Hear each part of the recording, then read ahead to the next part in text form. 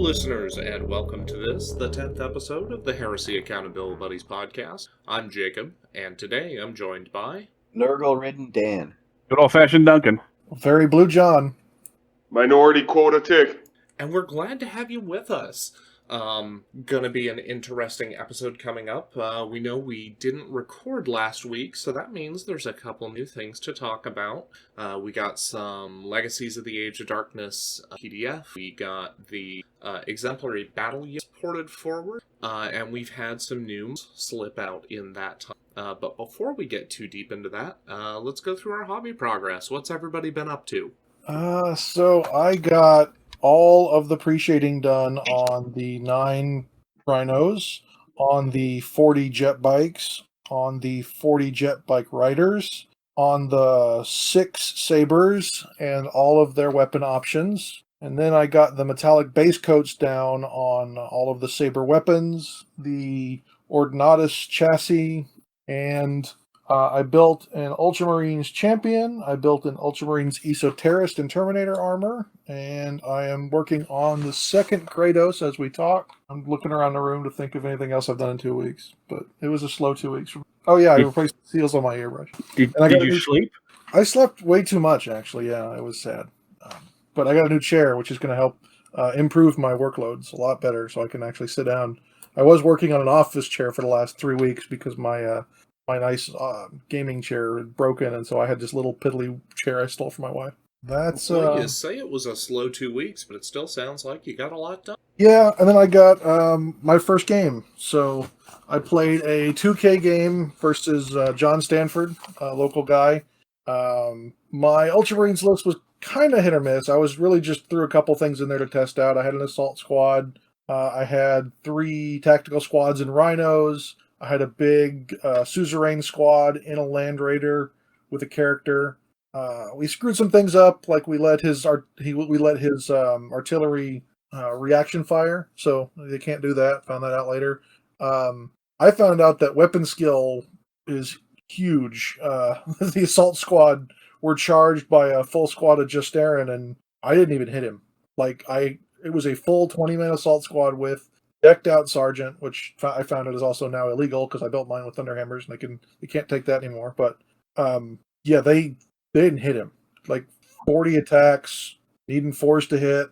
I think I hit him like maybe 10 times, and then I failed the wound. Which again, I forgot the rend on the chainswords, which is something else I learned. But still, either way, yeah, it amazed me how much really elite units take away from the kind of elite units. Like before, assault squads were always seen as a decent combat unit. Now they're just, I don't know if they're even worth taking. Yeah, that definitely led me to make my statement that as it was described 2 years ago back in 5th edition, Tactical Marines, the wonderful luxury of being better than anything worse than a tactical in close combat. Will they stand up to a dedicated assault unit? No. Will they beat up fire warriors and take their lunch? Absolutely. And I think that definitely has left Assault Marines kind of out in cold. Admittedly, they did pick up Shred, which is nice. But when you stack them against despoilers, they're paying a really hefty premium for their jump pack, and unless you're specifically finding or utilizing or synergizing with that piece of war gear, it's definitely easy to kind of discount what they bring to the table as a little less meaningful now that Weapon Skill 5 does. Yeah,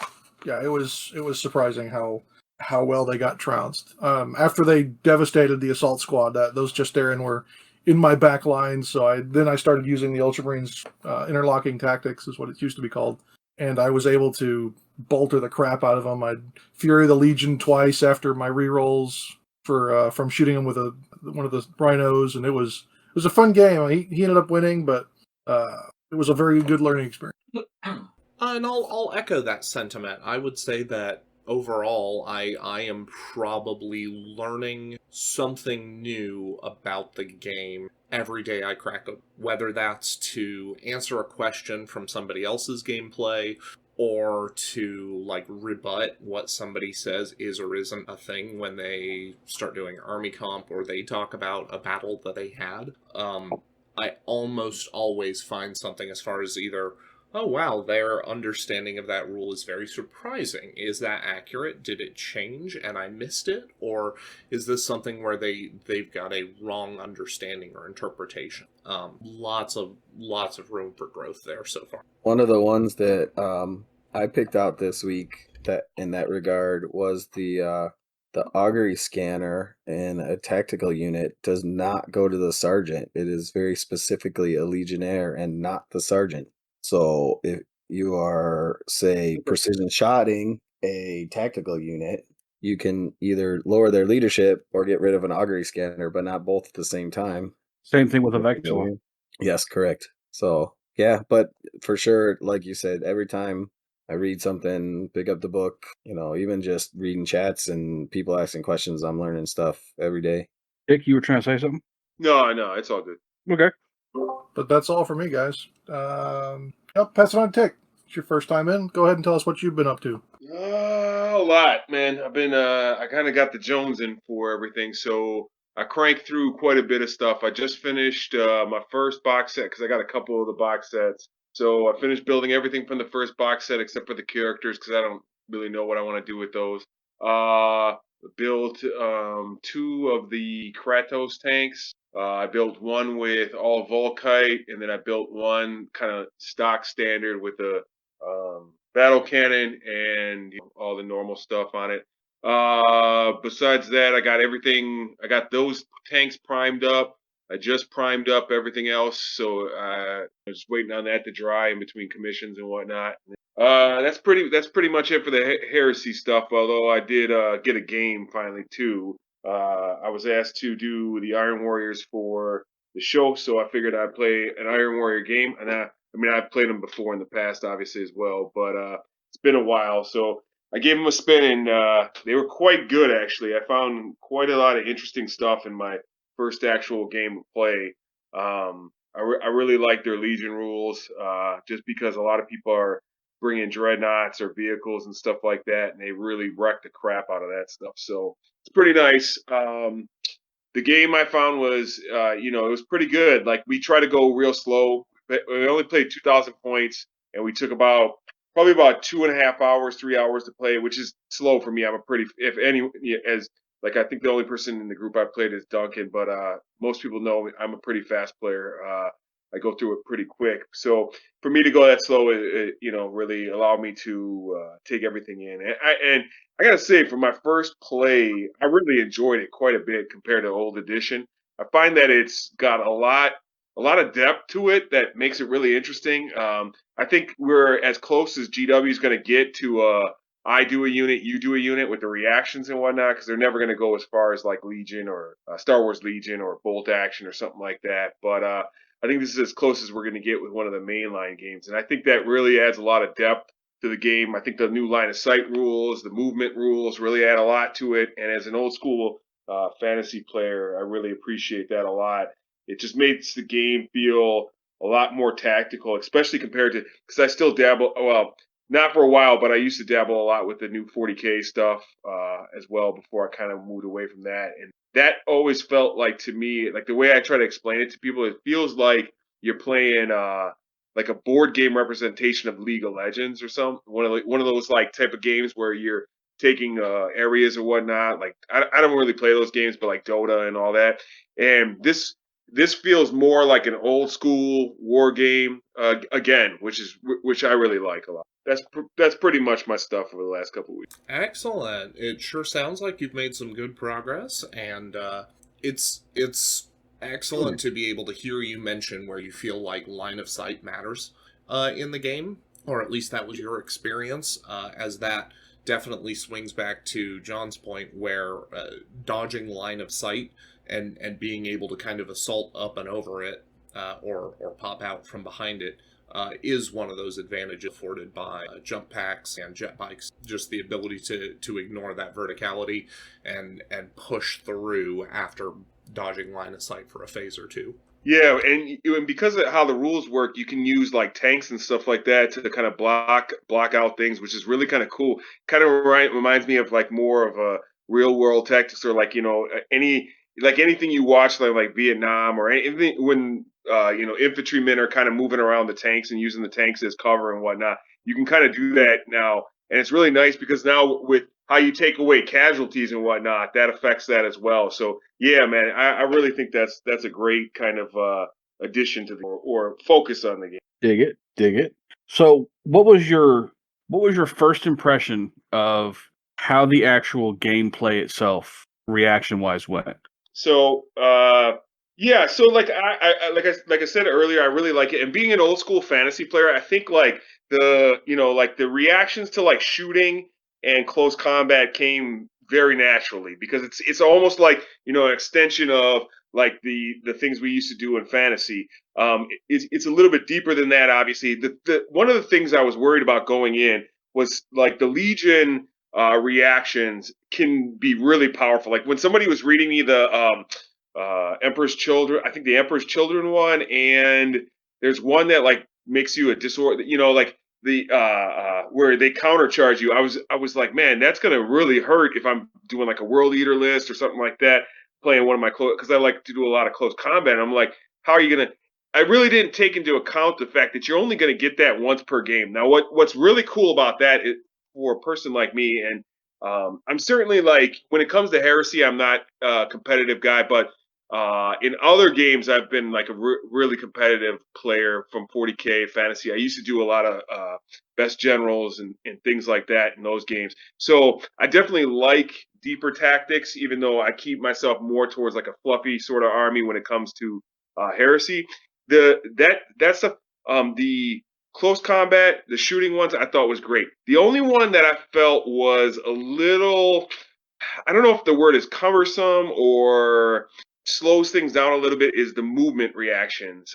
Only because of how that flows, right? Because you're moving your stuff. You're used to kind of as the active player just moving your stuff. Or you move your rhino, you move to the next thing, you move that tank, you move to the next thing, and it can be if you're playing up against a person who's not like assertive or not gonna go, whoa, slow down, man, I'm actually gonna do something here. You may like kind of ram through all your stuff and that person not get the reactions off they want to, or even worse, at the end of your movement, he stop. Whoa, man, you kind of went a little bit too fast. I actually want to go back because when you move this dreadnought, I was going to actually move away or I was going to move forward or whatever. But then now what do? Do you go all the way back to that movement because that might change all the other movements you were going to do? You say, hey, man, I'm sorry you didn't say anything, so we're just going to keep on moving. Or, that's the only thing that I found problematic, I should say. Not like terrible or not anything that's going to ruin a game for me or anything like that, but it's going to be something that I'm going to have to kind of focus on. And what I found myself doing after the first couple rounds was I would move something, check if anything was in 12 and go, hey, man, do you have any reactions? This is within 12. No, all right, cool. I'll move on to the next. So that actually makes a lot of sense. Slowing down the movement because of reactions to allow your opponent to actually get to play their reaction if they want to do so seems kind of like what we're all going to have to learn to do, I guess. Yeah, that actually happened in our game. Was I moved a unit, and then just without thinking, I moved on, and Stanford stopped me. He's like, "Oh, wait, I wanted to do something." And so, yeah, you definitely got to play things a little slower for a while, I think. I could see that. I had a similar thing go on in the game I played last Sunday as well. Directions unclear, playing fast to keep my opponent off their game. If they miss the reactions, sucks to suck. No, wait, no, that's for the other podcast. Dang it. Cut the wrong tape. Wrong one. So I had something similar to what Tick had, and I'll mention it here as well. So last week I was playing with one of the new Heresy players. He plays other games locally, but he's just bought into Heresy. He's playing Dark Angels. He's got really good ideas for how he wants to play his army, and I think it's really commendable that he's sitting there digging into the fluff, trying to make a fluff-based army, and I love the way he's got everything planned out.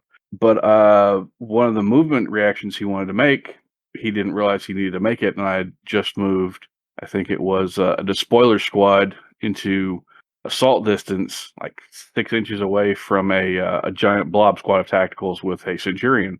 And I moved on and started moving tank over here, dread over there, speeder over here, speeder over there, another tank over here. And he's like, okay, so when do I do my reactions? And I'm like, you do that as soon as possible once I have finished that the thing you want to react to. So that's definitely something we had to make happen. and kind of Yeah, force. I think too. As a person who dabbles in, and I can definitely see that there's going to be a portion of heresy community, no matter what, that's going to be like a more competitive side of the heresy, and that's fine. Like, there's nothing wrong with, I think, with playing any game competitively. It's, might maybe not be for us, but for whoever it is. And I feel like the reactions are something that those players are gonna really enjoy, and it's really gonna be nice because, like, you can kind of do something like you would do in old school fantasy, where you would, just set up traps for people, right? Like, you to draw them in, and you can kind of do that with your reactions. Like, okay, I'm going to move this guy here. Do you have any reactions? He chooses to do his reaction. Okay, cool. Now you're free to go do something over here, and you don't have to worry about it because he's used his one reaction for the phase. I really like that aspect of it. Kind of, it just creates a little tactical thought process that you should go through as, the commander of your army. I agree. Obviously, everyone's really going to focus on trying to get more reactions during the shooting phase or more reactions during the assault phase. But those reactions in the movement phase are a little bit tricky because you got things like, oh, this squad of Justarian are now within 8 inches and can charge in the assault phase. Well, do you want to react to them, or do you want to react to the other thing of the Reavers who are coming up close and might assault next turn Or or that the same turn? or the deep strike reaction that you can pull off from anybody that can see the unit that landed. Yeah, it's going to be different. It's definitely already different, and we're all going to have to learn to adjust our play styles for those who played around for a while. I think the best players are going it, because I feel like this is the same no matter just about whatever game you play. I think the best players are going to utilize the movement reactions to the fullest extent, because that to me is where you can get a lot of. I mean, because if you have a full plan of shooting me, you move your one unit into position, and now you move your second unit into position, you move your third unit, and now I counteract and move my unit out of line of sight for those two units. Now you have nothing to do with those two units. So I think that a lot of that's going to be where you're going to be able to kind of flex your, Napoleon attitude or whatnot. I really agree on that. Really agree on that. But you're saying it's going to make me even worse. I'm gonna stomp you even harder, man. Dan, That's- I well, just want to know: is it possible for you to get any worse I win at least 20% of my games, against your including son? including team games. So that's no, I've never beat my son. Does that include games where you cheat, or Um, do you lose those as well? I don't care enough to cheat on purpose. So if I cheat accidentally, that's a different story. But He still loses those games too. Well, who's next on the what have you done lately? I can jump in. If you Go want. ahead. So I have mostly been building things. So definitely not as far along as some of y'all, but I got my Kratos built, completely magnetized, except for the sponson weapons, because I'm waiting for more the appropriate size magnets to finish magnetizing all the sponsons. So I'll basically have my Kratos with every option available. I built my first 10-man tactical marines up to no weapons or pouches or anything. But I've got a 10-man squad built, and I built one of my assault marines. I got some 3D printed weapons. And I got some sanguinary guard bodies and legs from John, actually. And then I'm using the Cromlech Hunter pattern jump packs, and I've got them on order, the rest of them for the units I want, but I had some in my bits box from a previous project, my Locatera squad. So I built up one of those guys to see what he looked like. I'm pretty happy with that. And then I did one guy. I went through and I did my pre-highlighting, shading, and put my red colors on to see what I thought about my red scheme I was planning, which turned out I'm really happy with.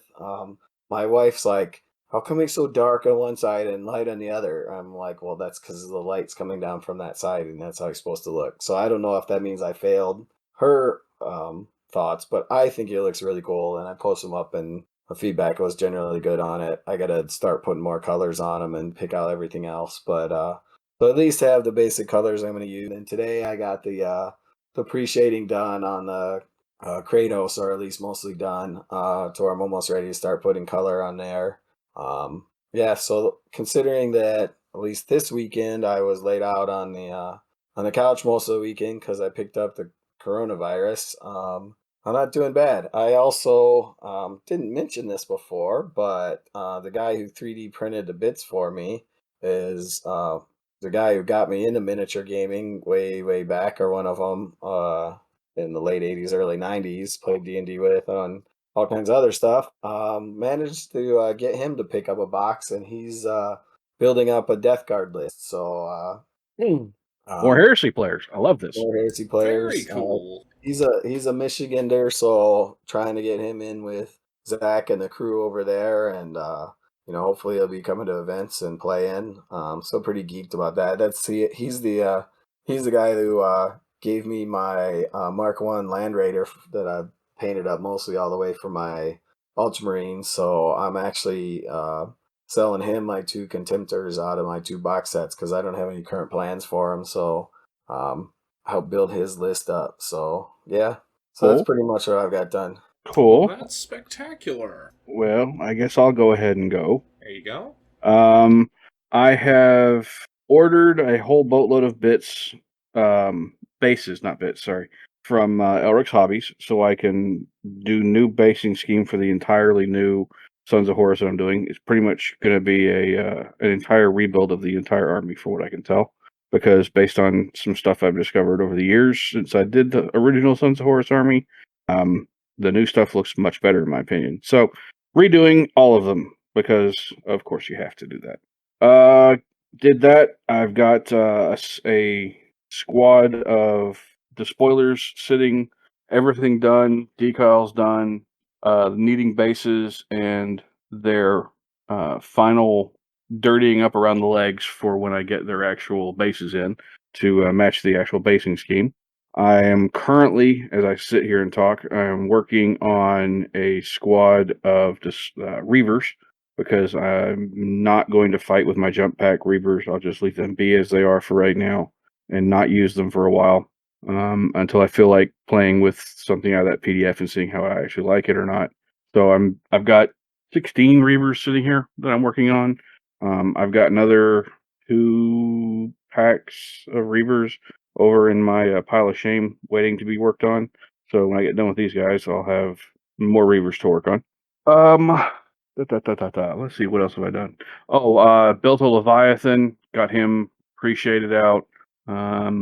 My daughter has built all her tactical marines and her cataphracti. I think she's built them. I'm not 100% certain. We got her a whole bunch of Thousand Sun heads and torsos and shoulders. The torsos won't go on there, but the heads absolutely will, and so will the shoulder pads. So we got them filled, assembled. I'm going to try to get her started on base layers, shading, zenithols, etc. this week. We'll see how that all goes. But that's about all I've got done. By the time this gets posted, I should have this squad of Reavers done, and maybe we starting on the next. We will see. Oh, and Wonderful. I did have that game that I played last Sunday How'd that against go? our new guy. So he's never played 30K. He has played 40K, but he jumped into 40K. I think it was in 8th edition, so he doesn't have a lot of experience with 7th and everything. So he built a 2,500 point list. I built a 2,500 point Sons of Horus list, and we just kind of went at it. He insisted I go first so that he could see how the game turns worked. And we walked him through reactions, when you should react, how reactions work. Did the whole, this is how this tank works, this is how this tank fires, this is how this flyer works. Pretty much I brought enough to fill the dump truck of everything so that he could see what he likes, what he doesn't, and how it operates. Did discover that when you shoot down the flyer and that the flyer has a whole bunch of Justarian in it, that the Justarian are taking strength 10 hits when they land from him dacking the Charybdis out of the sky. That was a bit of a shock to me, but okay. Discovered that the Leviathan with dual storm cannons are nasty because when it reaction fired over at my Arcus, I think it rended the Arcus something like 7 times out of its shots and just blew it right the hell up. Found a use for my my Sons of Horus land speeders, and that is to soak up charge reaction fire, because they did that pretty good against when they led the charge into his big tactical squad before I put my despoilers in there. But he had a brick of power sword armed Terminators in Cataphracti who charged a Reaver squad, and I had weapon skill 5, and his Terminators all had weapon skill 4. And even though he got the charge off, I think he killed 2 Reavers in all those attacks, because weapon skill 4 needs 5s to hit you. And then my return attacks were, since chain axes are everywhere and rending, let's just say unpleasant. Sorry, not rending, shredding, just from the massive attacks he had to take back. So it was good. It was good. He seemed to enjoy it, learning the new stuff. He did discover that the best answer for a contemptor is someone else's contemptor. So it was fun. And that's all I got. Do you think that with the change to how weapon skill works, that something like a chaplain or like, hatred and all that stuff is going to be much more appealing? Ooh, that's a very good question. Anything that gives you a reroll for lower weapon skill squads, I think, is going to be next to required. I'm building 2 more chaplains to go with my Ultramarines this week. I've been collecting bits for them, and then the other thing that I learned in that game that you kind of hinted on a little bit, Duncan, is when the vehicles blow up, I'd taken apothecaries thinking, oh yeah, stuff's going to be more survivable with these apothecaries, and then the rhinos they were in get kicked off, and I'm like, oh, I don't feel no pain against that. Yeah, that's definitely the thing. It's like That that. is- Today, that's the same thing happened. Like, it was really crazy. The guy I played against, he had 4 rhinos, and I just happened to roll really hot against the rhinos. Like, I single shot on each one, blew them up, and I was like, wait a second, that's got to be wrong. It's not strength 8, is it? It's strength 8. All right, cool. So I did get some of my rhinos got shot out, and one of his rhinos got shot out, sorry. And I think the best way I can say about rhinos is, do not expect them to be a reliable way to transport your guys across the table anymore. If you're going to use them, dump them out at the halfway mark, and then remember your rhinos are pretty much rolling bombs. I put multi-meltas on all of mine, and I forgot that they were twin linked, which didn't help. But at the same time, it was just they were dying so quick. I don't think I'll ever buy multi-meltas.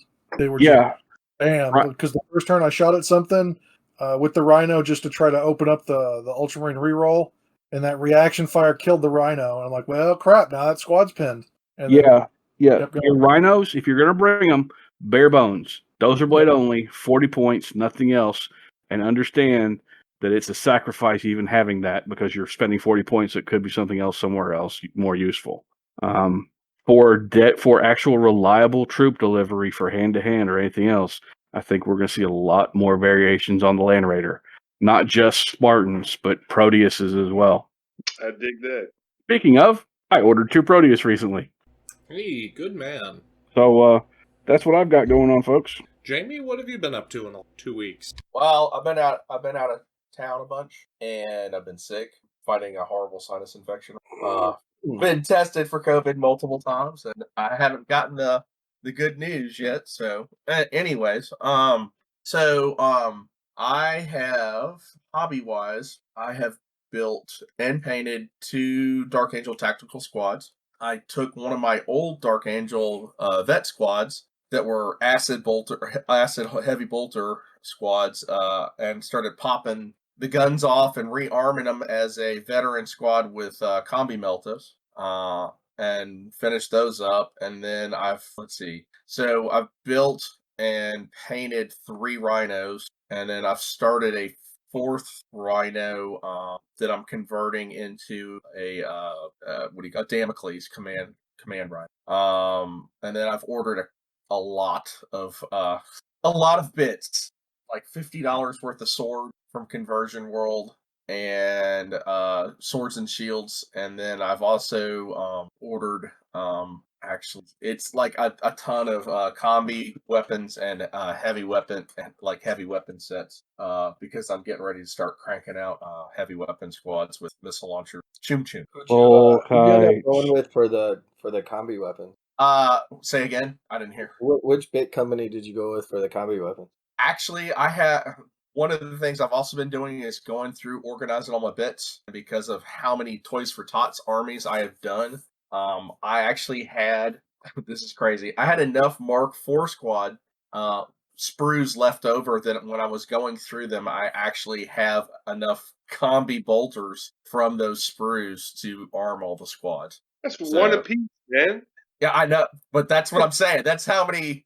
It's one apiece, but I've done that many Toys for Tots Heresy armies that I had that much left over. So That's like I was looking at my Mark VIs from this box. I bought Mhm. so many starters that I'm gonna have enough two-hand, like open weapons to make a full 20-man despoiler squad at the end of it. I haven't even started going through my Mark III stuff left over yet. So that could be interesting as well. But yeah, I have a ton of missile launchers and heavy bolters left over. It's ridiculous. Awesome. What else? Yeah, I'm just trying to organize stuff, line up what I've got coming up next, and build. And then I've gotten some paints and stuff that I had to order. But that's all I've really had time for hobby wise. Well, I'm glad you got that much done, brother. I wish we had a chance to get together while you were up here, but life has a way of getting in the way, as it were. Yeah. Yeah, I was up in Kentucky. Oh, that's one thing I do want to say. A friend of the show, or at least of a bunch of us on the show, sent out some well wishes to Scott Switzer. He's still in the hospital. He's I guess he's doing okay. He's kind of stable, but he's had he had to get an appendectomy, his appendix. He's had complications after. Yeah, having to spend July the 4th and all that time in the hospital is not fun. He's still in the hospital. Yeah, I know. Yeah, so He was complaining because he couldn't watch the Formula One races. so I'm just glad he's okay. yep, he's for yep. sure. Scott's good. Scott's good. And he's actually he's getting back into the hobby too. Well, good. Lining stuff up. So That's exciting. Heresy, yep. Nice. He's been talking up stuff. Get another epic rant from him. Let's hope. They're always fun. Indeed. Well, I think other than you, Jake, that finishes off everybody who's here tonight. So what'd you get done lately? I have been trying to get the airbrush up and running. I was squaring myself up for a 6-week sprint to get my 1,000 Suns done, and it unfortunately looks like my timetable is not 6 weeks, but rather 12. I have unfortunately missed the boat, at least for the initial round of admittee to NashCon, which is unfortunate, but definitely means that I am squaring up to have that 1,000 Suns orbital assault list done in Michigan at the tail end of September. So I get to see you and hang out? That sucks. It is unfortunate. I was not expecting the event to sell out the way it did. I was just about to pick up a ticket 2 or 3 days before, saw they still had them, set myself up to go and pick one up, and they were already out just like 3 days later. But in all honesty, very happy for them. That's hugely exciting to be able to see their event sold out, and see things progress like that. So in addition to just continuing to try, so I've gotten a Siren. I'm waiting for my second Charybdis to come in. I've got a Dreadnought drop pod, and I think like 1 tactical squad to build before the army's at least going to be built. And then it's a matter of figuring out what I'm getting on the tabletop and what my final list is actually going to end up being. I want to know what your final list ends up being, because my daughter is sitting here looking at stuff and going, oh, I like this, oh, I like this. But she's obviously not going to have the same play style I have, where I'm like as much close combat as possible, all hand-to-hand all the time. Oh, yeah. Especially with them being 1,000 Suns. So I'll probably be asking you questions of what you think is a good idea for viability. Yeah. I am debating running Ahriman, but in talking about it and like looking at my timetable, I do know that I've got Magnus to be able to fall back on for a huge chunk of points. Depending on if that ends up necessary. That was one painted by Dave of formerly Perpetual Painting fame, and that was part of the conversation I was having with Joe pursuant to NashCon was, is this going to be a healthy list? Is this not going to be a healthy list? And he was like, I have no idea. I don't know of anyone running Orbital Assault yet. So you're really just kind of throwing science at the wall and seeing what sticks. But definitely for the sake of Michigan, I'll be bringing Magnus and probably both my Charybdis and both of my Dreadnought drop pods, with the understanding 2 Charybdis does end up oppressive, that I can always scale some things back and tag one of those out for another Dreadnought, make some adjustment on the fly. I dig that. And I think that's one of the things I really like about the Heresy community also, is that if we think something's too much, we self-adjust. You don't see that in a lot of other gaming communities. Yeah, well, and it also helps to be able to, as Alex has done with his Iron Warriors, to be able to present your opponent with multiple lists and be like, hey, I can show you what I've got, and I can play to any of these lists, but if you look at one of these and you're like, I know I definitely won't stand a chance against that, or, man, that seems really rough, I can throw that list out, and we don't have to talk. Definitely... That brings me to a question that I've had, and I've only played a very small game, and I've never played a game where I've had a Primarch on the table. And in 1.0, I mean, you could deal with Primarchs. You kind of either shot them a whole bunch or ignored them. But it seems like that Primarchs have maybe taken a step up in 2.0 from some of the things I'm hearing. Do you think a Primarch versus a non-Primarch list is going to become more of a problem, or do you think there's still enough ways to deal with them? Or is it too late now? If I had to give a take right now, today, based on what I'm seeing and the patterns I'm seeing things in, my first point is to suggest if your list can cope with at least one Dreadnought, whether that's a Contemptor or a Leviathan, if your list can cope with one of those, you can probably cope with it. Yes, they may have a bodyguard that's a little more resilient, but ultimately they are down from tough 7 or tough 8, depending on if we're talking that Contemptor or that Leviathan, down to tough 6. Now, that being said, they've typically got a better invulnerable save, on average hovering around 4+. And they do have some options to be able to get damage mitigation, be it Feel No Pain or other options.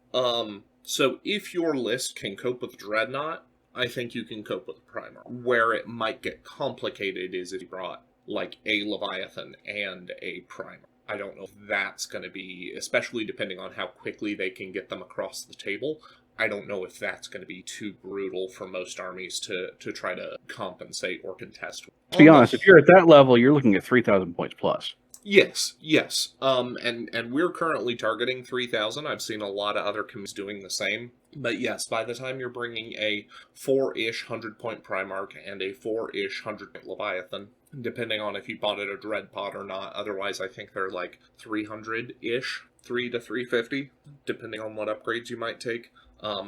You've allocated some 700 or 800 points of your list construction to these two models. Depending on how much scoring you brought to support that, you're really relying on those two models basically winning you the game or denying the opponent the ability. And that does slightly segue me into, I feel like this edition more than last probably, the Primarchs, because they've got Warlord traits now, and not only Warlord traits, they concede 2 points towards Slay the Warlord, and I think Slay the Warlord is in at least 5 out of the 6 in the big rulebook.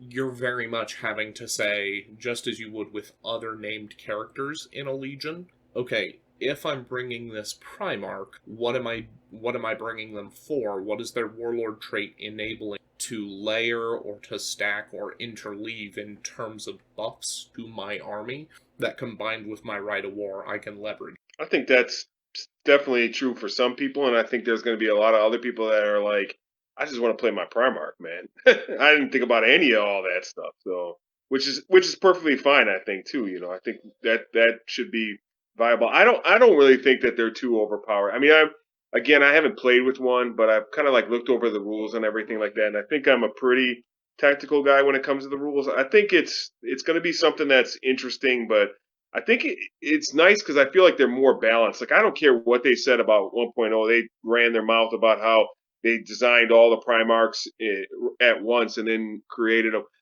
I'm sure they designed the idea of what they wanted to do with the Primarchs, or like what were like the bullet points, but they certainly didn't like design them and balance them or anything like that together. And I think they've done a better job of that this time around, making them all reasonably good. So 100%. I've had a couple of math hammering conversations with other people about how the various Primarchs will look on the field. The only one that we've really found that doesn't really look pleasant for like your opponent to play against is Horus Unbound or Ascended or whatever. And that's just because, no, he's got too much nonsense going on once you add all that stuff to his regular Primarch stats. He's that point, 1,000 points. Yeah, that's kind of the issue. At that point, you may as well have a Titan. It just doesn't seem like something we want to deal with. So what's the limit? Can you play him at 3 then? No. Your combination of Primarchs and Lord of War collectively cannot make up 25% of your points. So you're talking a 4,000 point game to be able to table. Yep. So at that point, you're expecting some, well, and a 4,000 point game, while a super heavy or a small Titan or a Knight or something to balance him out, almost, And so I guess that makes sense. Yeah, and that's the thing is at that point he's 1,000 points, and you're having another 3,000 points of stuff to go with it, versus your opponent having, say, a 400 or 500 point Primarch and 3,500 points of other stuff.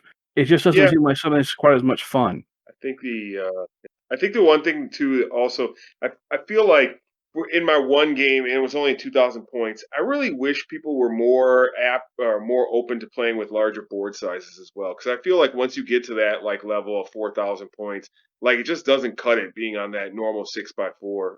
But that's just me on that. I really like that because I actually agree.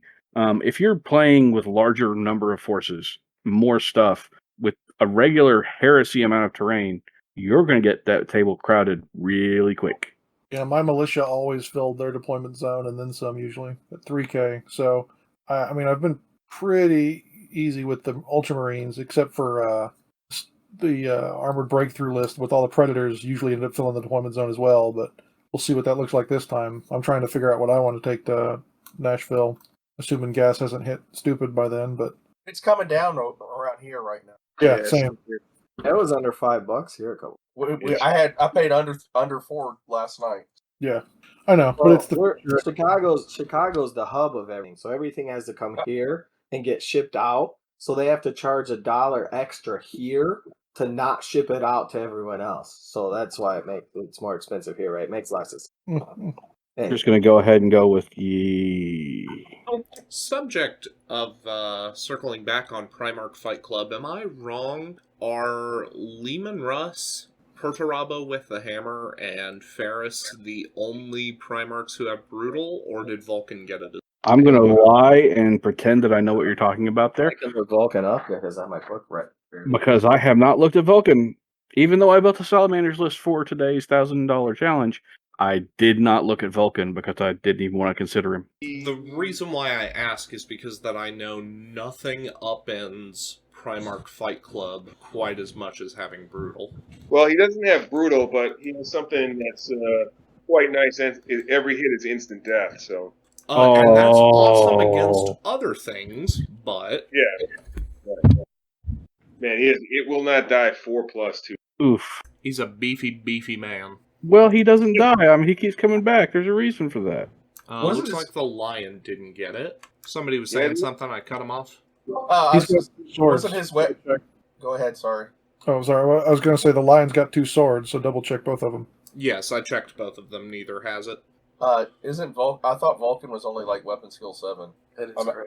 I can check Vulcan here in a second. So Perturabo gets Brutal 2 down at I1 if he takes Desecrated Forgebreaker. That is not a cheap weapon. This makes sense because if Ferris Manus has it, it would be dumb if he didn't. I think Ferris has Brutal 2 or Brutal 3. I'll get there in just a second to confirm. Luckily, he can be as balanced or imbalanced as he wants. He's dead. I mean, that's true. I will also say a lot of the things about the Primarchs is a lot of the Primarchs don't have higher weapon skill levels. So in Primarch Fight Club, they're kind of not going to do as well. Yeah. Looking at you, Lord R. Con only got a Perabo. 7. Yeah. Russ, I though, think just... Well, Russ was already bad in 1.0, so Oh, yeah, What? but What? he feels both less oppressive, and he feels like he will absolutely demolish Primarch Club, because he's got Brutal 2 on his sword. And again, it's Lehman Russ. There's a reason he's the Emperor's Executioner. Oh yeah, he's earned it, and that's his point to being. I'm not lamenting or begrudging him, and in fact, I've had a couple Space Wolf players who've been relatively even as far as like, there's some things I do like about him, there's some things I don't like about him, but at the end of the day, he at least wins Primarch Fight Club, which he didn't do last edition. I mean, that's realistically true. Yeah, thanks, Lion. well, he did punk him. Well, I mean, the Lion deserved it. Yeah. Let's see here. What else we got going on? Just Ned? I was just looking at Angron should be able to help Lehman Russ, but whatever. Has Ned actually been on a podcast that got published? He has. Yes. He was Yes. on last episode. We did Oh. successfully get that one out the door, despite his best effort. You're welcome, or not welcome, depending on how you take that. Welcome to the evening.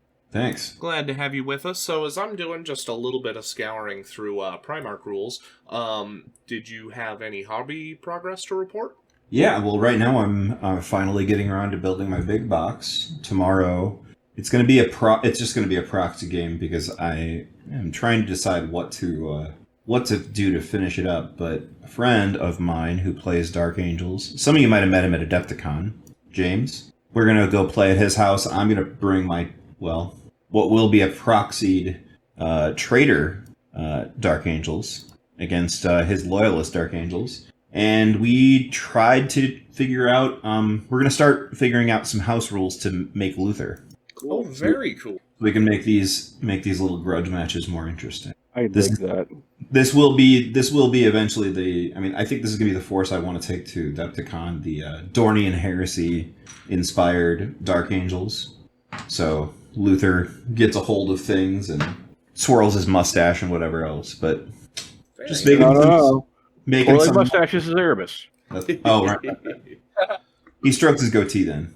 But putting together some Seekers now for my Serpent's Bane list. So it'll be fun. Cool. As we have been talking about painting and models, I can't believe the amount of distressing news that I got with regard to, oh, hey, cool, I should start, squaring up to figure out what I'm going to do with my beakies. I know, I'll do Raven Guard. Oh, cool, Cult of Paint published their tutorial on YouTube for how to do them real nice. Okay, so they use this here Corvus Black, and here we are 2 weeks after they published that video, and I just bought my first pot of paint Wednesday of the Corvus Black. Hey, Corvus Black is being discontinued. So the Is that air being what GW is doing some really weird things, and again, this is kind of half hearsay, half we know it's happening. So it's a little bit kind of in our bailiwick. But what they're doing is there's a list of paints that has been sent around that says these air paints are being discontinued. For the most part, the air paints are being moved to direct only, unless your stockist or GW store carries the whole line anyway. So, for instance, I live in Dallas, so the DFW area, we have 5 GW stores. Out of those 5, only the Citadel and one other GW store carry the entire range of paints. So they're going to be the ones that still have these non-air paints still. The ones that are air exclusives or just air in general are, as far as I know, gone. So it's not as dire. I was going Right. to say, if We're it's still something... losing some. Yeah, I was. Sorry. And go ahead. then the Soulstone colors are gone. Yeah. Period. The technical stuff was all going. Which Well, is that's- weird that's because what we're the doing. list I saw said the red and the blue were gone, but it didn't have the green one as being Yeah, gone.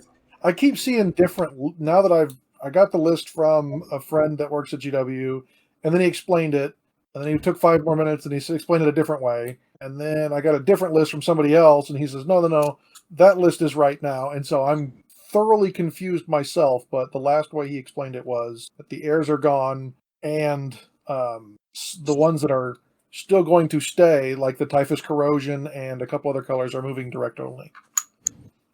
Yeah, just feeling like the whole monkey's paw moment of took the Matt Kane class, saw someone do Raven Guard with the coal black. Ah, cool. Privateer Press has discontinued coal black. Okay, that's fine. We'll find another way to do this scheme. Oh, cool. Here we are, 4 years later. Cult of Is that Pain. official, or do they just make a batch every 8 years, and you got to be one of like the 50 people that manage to get one every 8 years? I picked up 2 pots 4 years ago, and I gave one away to my good friend Lemmy, and he has just been.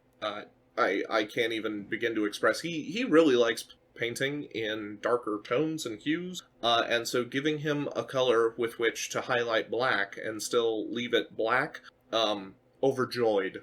Oh, it's a great color. I've got a bottle I picked up at a local game store. I got lucky enough, walked into one in Michigan when I was visiting that had one, and so I've used it for a ton of stuff, and I love it. So If any of you ever need coal black, the store I work at is a direct store that we get everything. Like, I mean, even the direct order only stuff. Like, we have Minotaurs on the shelf. We have definitely tons of Corvus packs.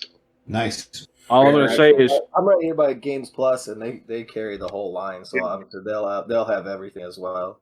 Yeah, Scale 75 has been pretty good about coming out with replacement colors now, and then Army Painter came out with a whole bunch of replacement colors recently. They just redid their whole line, almost, basically. So, there's always options. I mean, there's Aberlung, too, or whatever that's called, that comes in those squeezy tubes. When it comes down to it, coal black is black with a blue-gray mixed into it, right? Oh, yeah. If you're going to get into mixing and stuff, there's ways to get there, but it's just a lot easier sometimes to have the exact color. Yep. I try to make sure that most of my paints are just store-bought, and that way I know that I'm not going to futz up between batches. I've just gotten to the point where I primarily don't use GW colors at all. Most of my paint stuff that I'm sitting here working on with these Sons of Horus and everything else is Minotaur, Vallejo, AK, and Proacryl, which I've been really, really loving. Oh, and Scale 75. And that's about all I'm using anymore. The only thing I've still got from GW, other than my Sons of Horus green and Lupercal green, are Quellia green shade and Null Oil. Everything else, non-GW. My red is actually all GW paints, but with the caveat that the dark base is Word Bearer's red, which is an unavailable Forge World paint, but I have 2 bottles of left. But then it's Mephiston, Evil Sun, Scarlet, and then shaded with Drakenhof for the shade. So yeah, I live by the Scale 75 US distribution hub and store. So if y'all need anything, let me know and I can go over and get it. Well, tell them to get me my my Necro Gold in, because I ordered it 2 weeks ago and it still hasn't shown up. I can't do that. It's not me. Dagnabbit. But I think that actually really shows the versatility of how we're all getting similar effects with the stuff that we like to what we want our actual aesthetics to be. No matter who makes it, it doesn't have to be GW. We're all pretty much paint agnostic, as it were. Life finds a way. One of the things that in our unaired broadcast, we talked about this, I believe, the Adepticon broadcast. I did the Miles paint class, and one of the exercises was to take red, yellow, blue, and black and white and mix it together to match your own skin tone. And I actually got a very, very, very close skin tone to my own skin color, and I could paint it on the back of my thumb and you couldn't tell it was painted. And that exercise alone built my confidence in mixing paints a lot better than I was before. It was pretty cool. I'd also like to point out, Tick is a commission painter, does this stuff for a professional level of painting.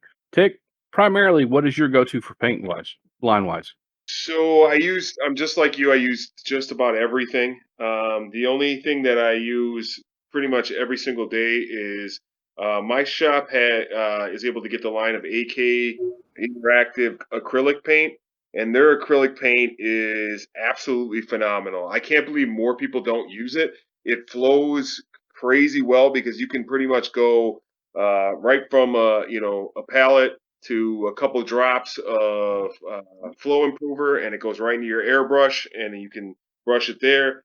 Their line is like 200 colors or whatever, so that's like where I get the majority of my paints on it, and they do military colors as well as fantasy colors. So they're pretty much my go-to for my mainstay. Are you talking about their acrylic 3.0s or just all their paints in general? Let me see. Let me take a look at what it's actually called. It's I don't know if you can see it, but it's like this bottle right here. Yeah. It's like just paints developed for all modeling genres. So high quality acrylic paint. Yeah, you're right. It's third. I just look at the back. It's brand new formula, 3rd generation. Yeah. Cool. I It's will really start cool. looking at those. There's a stabby bit in the cap, so they don't get clogged up, and so you don't explode all over your palette like you do sometimes with Vallejo and stuff. Absolutely. I have a little pin thing. I actually bought one of the companies has one with a skull on it that I can stab through the top of all the bottles before I use. Yeah, that's Reaper. The downside is it's made out of pewter, so if you've got a really bad plug, you'll break the pin inside the inside your cap. That comes from experience, and you feel real stupid when that happens. Yeah, I think like one of the things that really kind of like expanded my mind is in the Midwest we have a lot of really really good painters. Like I mean, I'm sure people know like Sam Lenz. He's a personal friend of mine. He lives in Wisconsin, so I've had like face to faces with him a lot, or like James Wapple as well. And like the way those guys paint really kind of changed like my whole approach to painting, because those guys are just like whatever color I want to do, I'm using it. No matter what brand it is or anything like that, I'm just going to it. Now, those guys are, obviously a lot more talented than most of us are, but it still shows you can use almost anything and get a decent result, And it's not like any of us are like attempting to win golden demons anyways. We're just trying to have a nicely painted army that looks awesome on the table. So, whatever trick you use to get that done is all that matters. As long as you were happy with it, that's the important thing. Yeah, Exactly. And if you really can't, and if you really don't think you can do it, then contact Tick and you can pay him to do it for you. That's Please, also true. please God no. Please God no. Do you Hey, so you're Midwest guy? Yeah. Wisconsin. Oh, okay. I'm Iowa, Eastern Iowa. Sure. So these guys talking about how John has like 45 GW stores and all this other stuff, and I'm like, well, hey, if you guys want some sweet hummus from Oasis, they're in Iowa City, so ship that out. I'll tell you what, over the last year, I've become a vegan, so I always want sweet hummus. There you go, man. It's on its way. I'm sitting here eating a beef stick. Really, who doesn't want hummus? I mean, I'm not a vegetarian, and I love hummus. So this is a odd transition, but seriously, like I actually did just mail some. It's like a local store, and like they sell it in grocery stores here for like twice as much as you can get it if you just buy it at the shop. So I periodically just mail it out to people. So anyway. Now make sure to put hummus in the show notes. Yes. Does that come with a recipe? Hummus and heresy. The hummus heresy? What hummus heresy? Better than the Hummel heresy. That would be fun, but Wouldn't it just? Well, as we transition into, I think, our next segment, We're really good.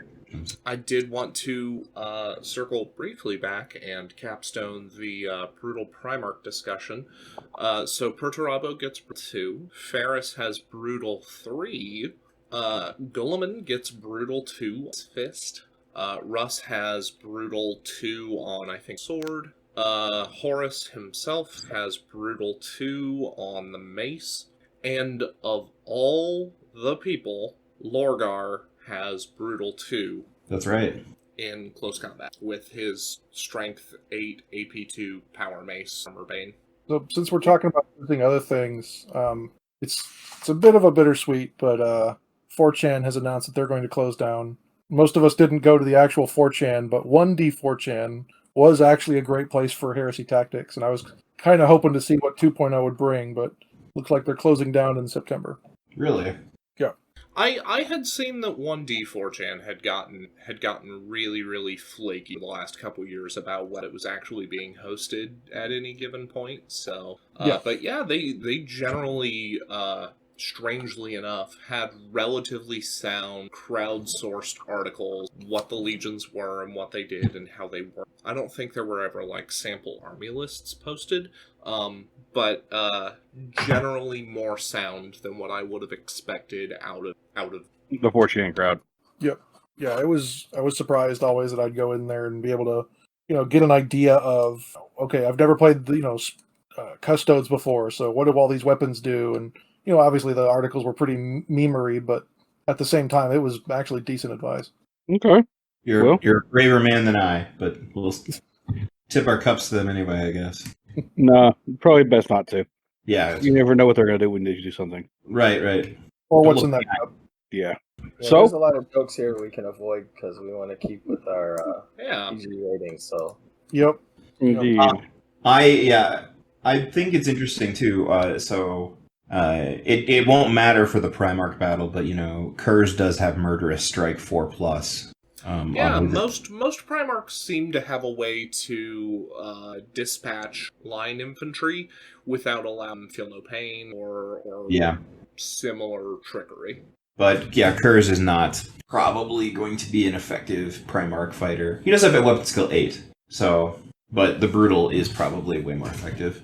When I played the Khan into Lorgar, and Brutal definitely helped him stay in the fight for a lot longer, just ensuring that those hits were much more likely to actually land a wound. Yep. I can believe it.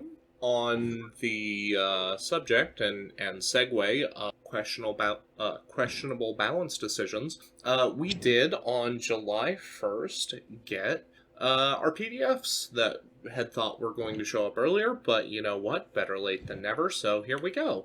We got the Legacies of the Age of Darkness PDF for those units and options that did not make it into the big rule book. It was a little strange to me that we ended up with the Medusa and the Basilisk in this Legacies PDF because Iron Warriors still have a right of war that reference those unit entries by name. But oh well.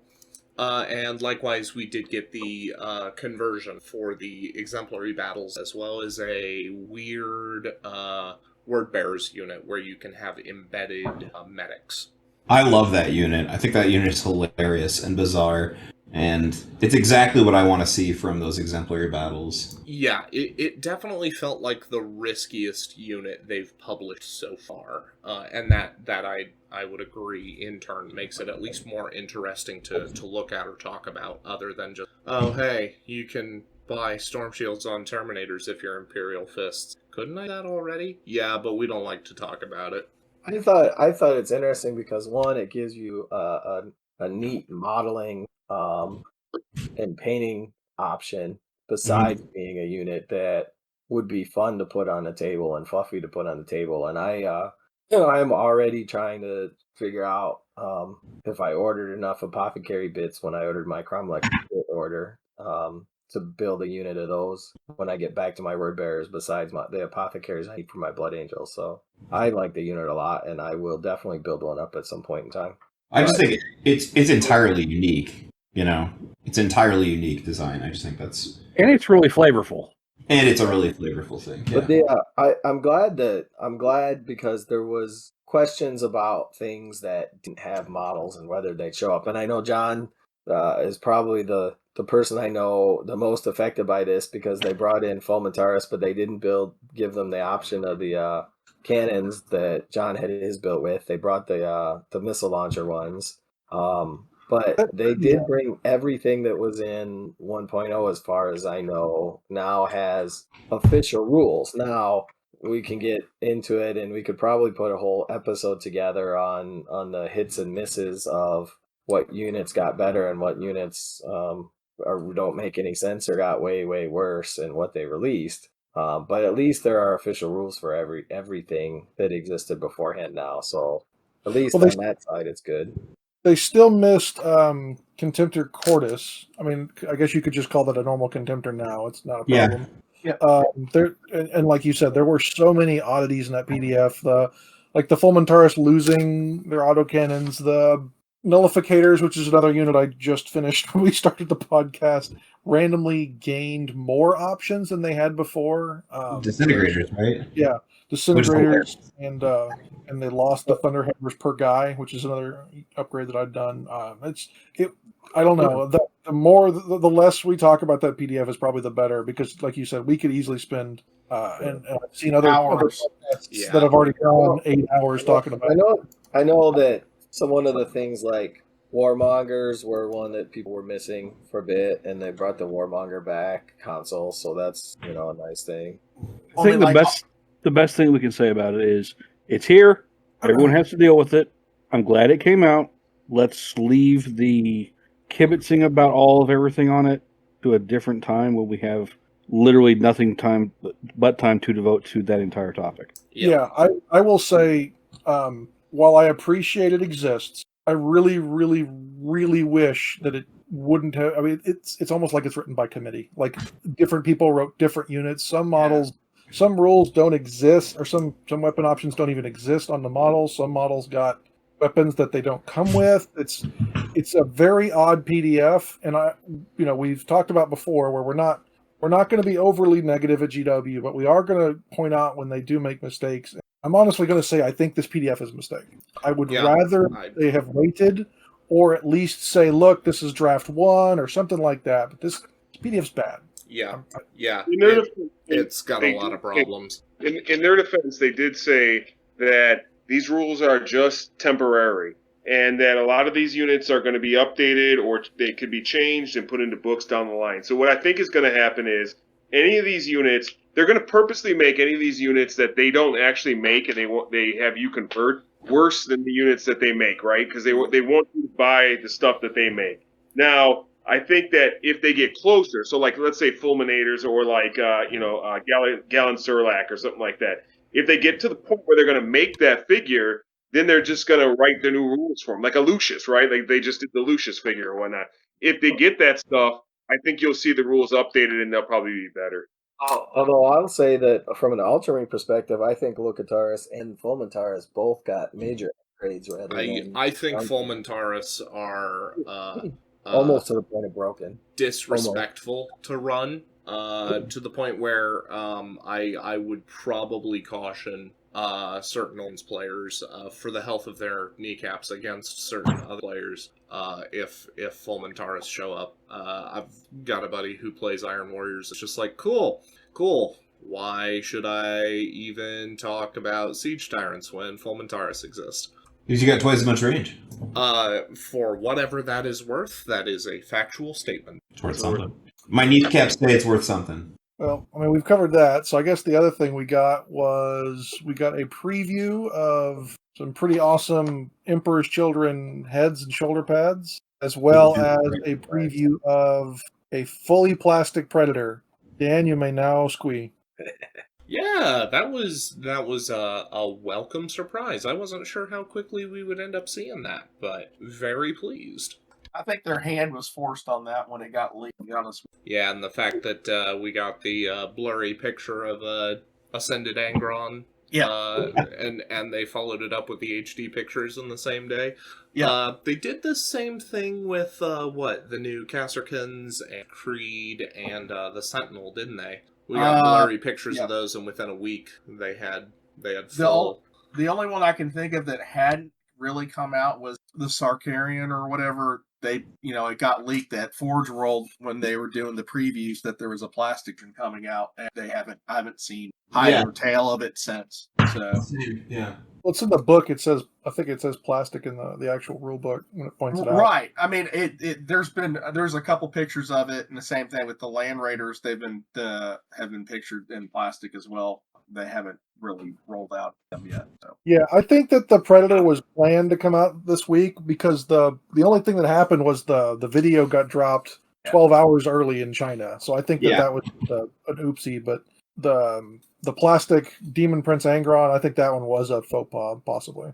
I don't really follow it, but my friends who do think that it appears that release won't be for another several months. So it was definitely early. Yeah, the Angron. Definitely. Yeah. There's like a map of like 40K stuff coming out, and there's no World Eaters anywhere close to. Which is interesting. Other stuff hidden in that picture as well, like new Berserkers, new Cultists. There's some new Guard stuff. Well, the Guard stuff had kind of been leaking out, but like the Berserkers and all it was all that stuff had. So. Yeah, so it's going to be interesting when that stuff finally hits, if we get access to it. I just really like that Angron because I've always wondered exactly what GW's vision for him in 40K itself looks like, beyond just the old epic model for him. Oh I yeah. kind of wish that their 30k and 40k counterparts were closer together. So Angron's armor isn't very angular like his existing 30k model. I like parts of it. I think his tail just looks like they literally copy pasted it off a Hive Tyrant, but I mean, I know I'm in the minority. I thought he just cartoonish, to be honest with you, but that's kind of the 40k style that they show a lot, especially in the faces and like the shoulder pads. yeah. I mean, it's a good model. I mean, it's big and stuff, but for me, it's not my taste. Yeah, I totally get that, man. It's so cool. The paint job doesn't help it in that instance either. It's very cartoony paint. I And kind there of are some- look at there's so many of the big plastic demons out there now Yeah. that it's like most people are gonna eventually have one, I would think, and it's not the one I would pick. So I mean that's kind of what just my take on it. It's okay, it's there, but I would pick a different one. So one of my friends said this. He said the thing about, like, if you look at all the demon Primarchs, he said that, Mortarion looks like they put a Primarch and a greater demon of Nurgle together, right? And, Magnus looks like, a greater demon of Tzeentch and the Primarch together. And I think I can see where if that was the philosophy that happened with the new Angron model. But he looks way more just like a bloodthirster to me. Yeah, I think it's important to remember, though, like the original or like older fluff of him is that he basically is a bloodthirster with some World Eater armor and Sure. So, like, yeah, I don't know. I know I'm in the minority. I totally love the model. The only thing I don't like about him, I think the face is a little like it almost looks like a Privateer press model or something like that.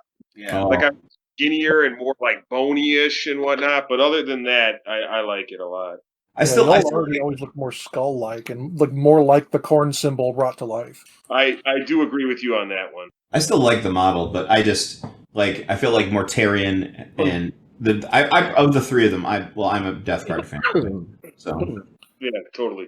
I'm definitely like the thing is for me on those while I like Angron the most, like from a character point of view, I think I agree with you. I think Mortarion is a little bit better, but it does give me like pause to see what they end up doing for Fulgrim because I think they could do something really insane with that.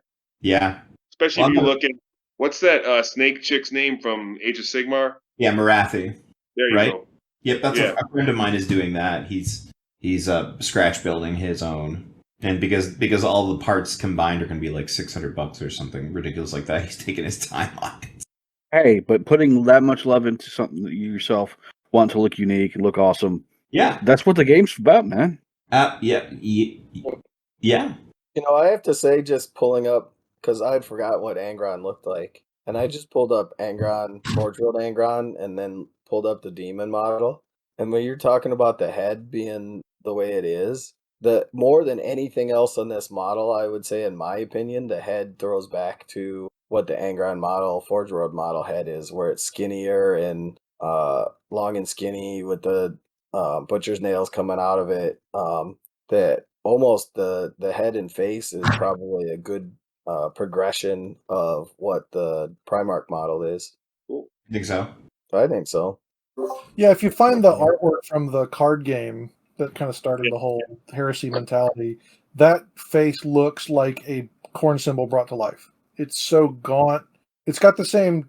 I do like the fact they kept like the side teeth on him and stuff like that. So, but I don't know. It like Dick was saying, he looks. I don't know. Maybe he's been snacking a bit in the Eye of Terror. Yeah, supping on blood and bones, baby. Yep. Well, there's not a lot of protein in there. I saw somebody else in one of our 30K groups like, oh man, I hope they give rules for this. And I don't know, man. I feel the exact opposite because like to me, Heresy is. I know everybody plays the Heresy how they want to play it, but like Heresy to me is like more like a futuristic World War II, World War I, grind you out, like sort of like World War on the Eastern Front, dudes in ditches, dudes like not like super dudes flying around. I know there is some of that with like Sanguinius and stuff like that, but that just doesn't represent what I personally like about Heresy at all. Yeah, he really wasn't a demon except for like the end of the Armatura battle and then on Terra. Yep. So there's not a lot of places where he could be. So I don't know. It's almost like if you're playing Ferris Manus, outside of the early Heresy, it seems like it would be fairly lore breaking fairly quick. The thing is though that I mean, like, I know that I want to play a Siege of Terra event. I've got white scars. I want to play a Siege of Terra, so I wouldn't begrudge someone who said, I don't know, how would you do it though? Yeah, I agree. Like I'm totally fine with like events and like one-off things like that. It's just definitely not like I don't know, man. I just like having tanks and dudes and stuff Yeah. like that. You know. Well, it's like we're probably going to get an Emperor eventually. I mean, we had the hint of rules for it in 1.0 with Constant Valdor's saying he couldn't be the Lord of War, or he couldn't be the Warlord if the Emperor was present. So we'll probably get an Emperor, which is going to have the same problem. I would love to have an Emperor model and to put one with my Custodes, but at the same time, I don't think I would ever feel right about fielding it. Yeah, I hope they make an Emperor model and never give it the rules. That would be hilarious.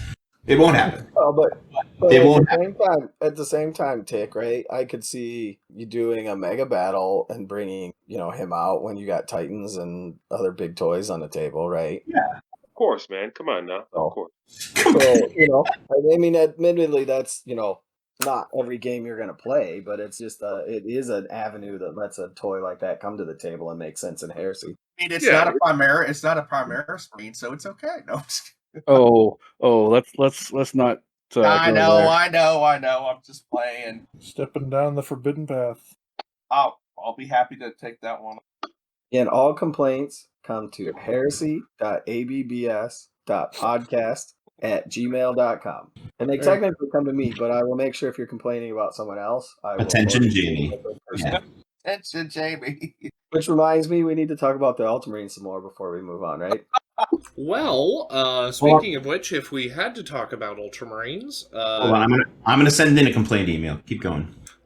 Did someone do them as one of their starter box armies for this week? I think we covered them last We did them last Covered week. them last week. That sounds about right. You'll Does never somebody believe it, but I want think to get us? John did them.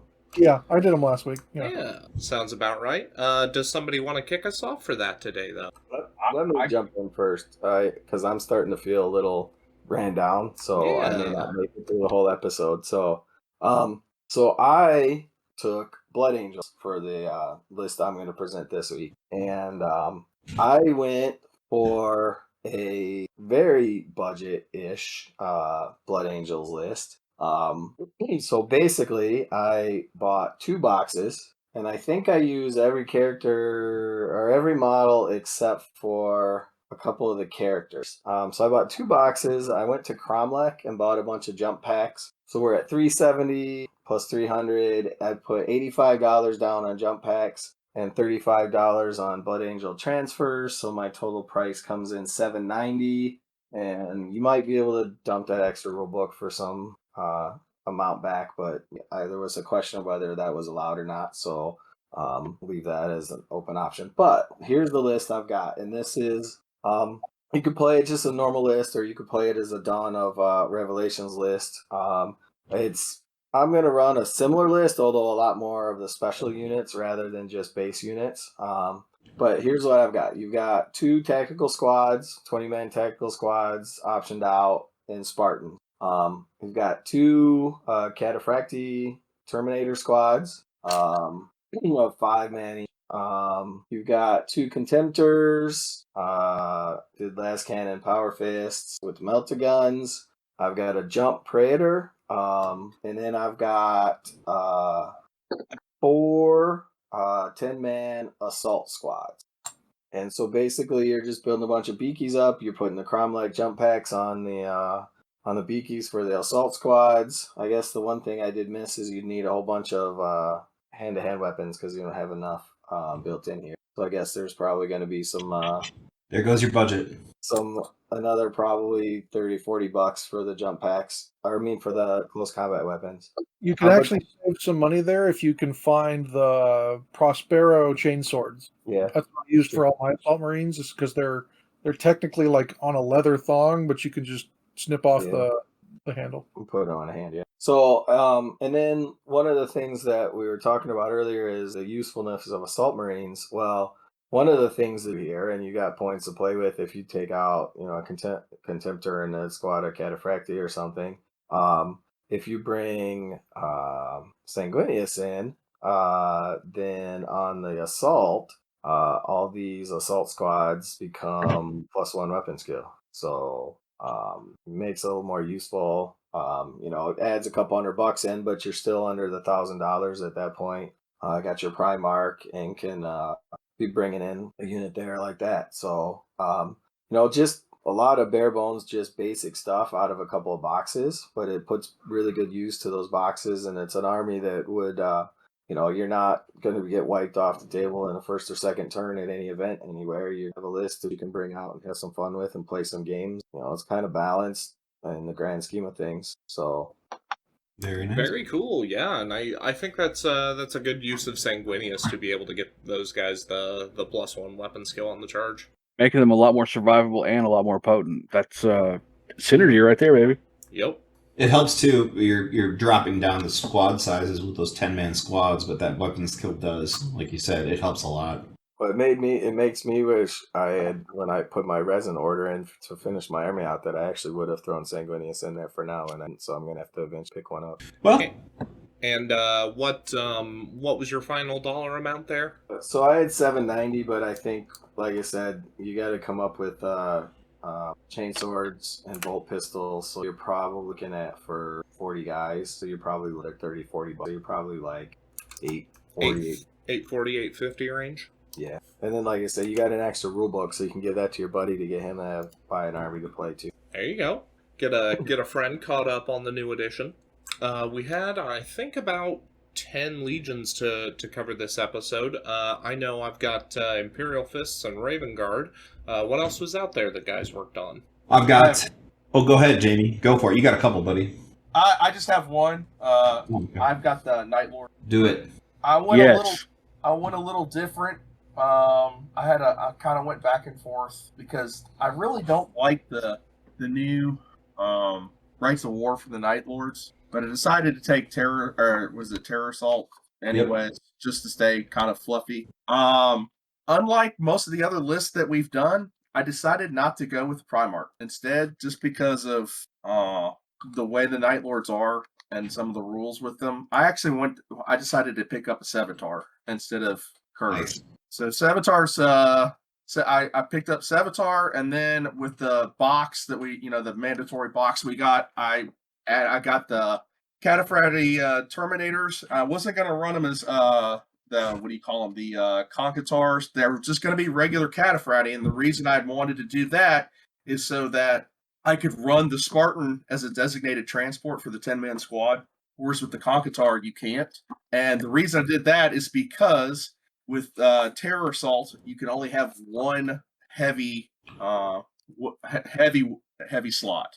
So so it's a little tricky, to squeeze in a little something extra vehicle. Then I kind of splurged, and I really hadn't seen anybody taking any of these yet so far. But from what we've seen so far, they're pretty powerful. So I grabbed a Xiphon Interceptor from Forge World. It was $146, 125 points.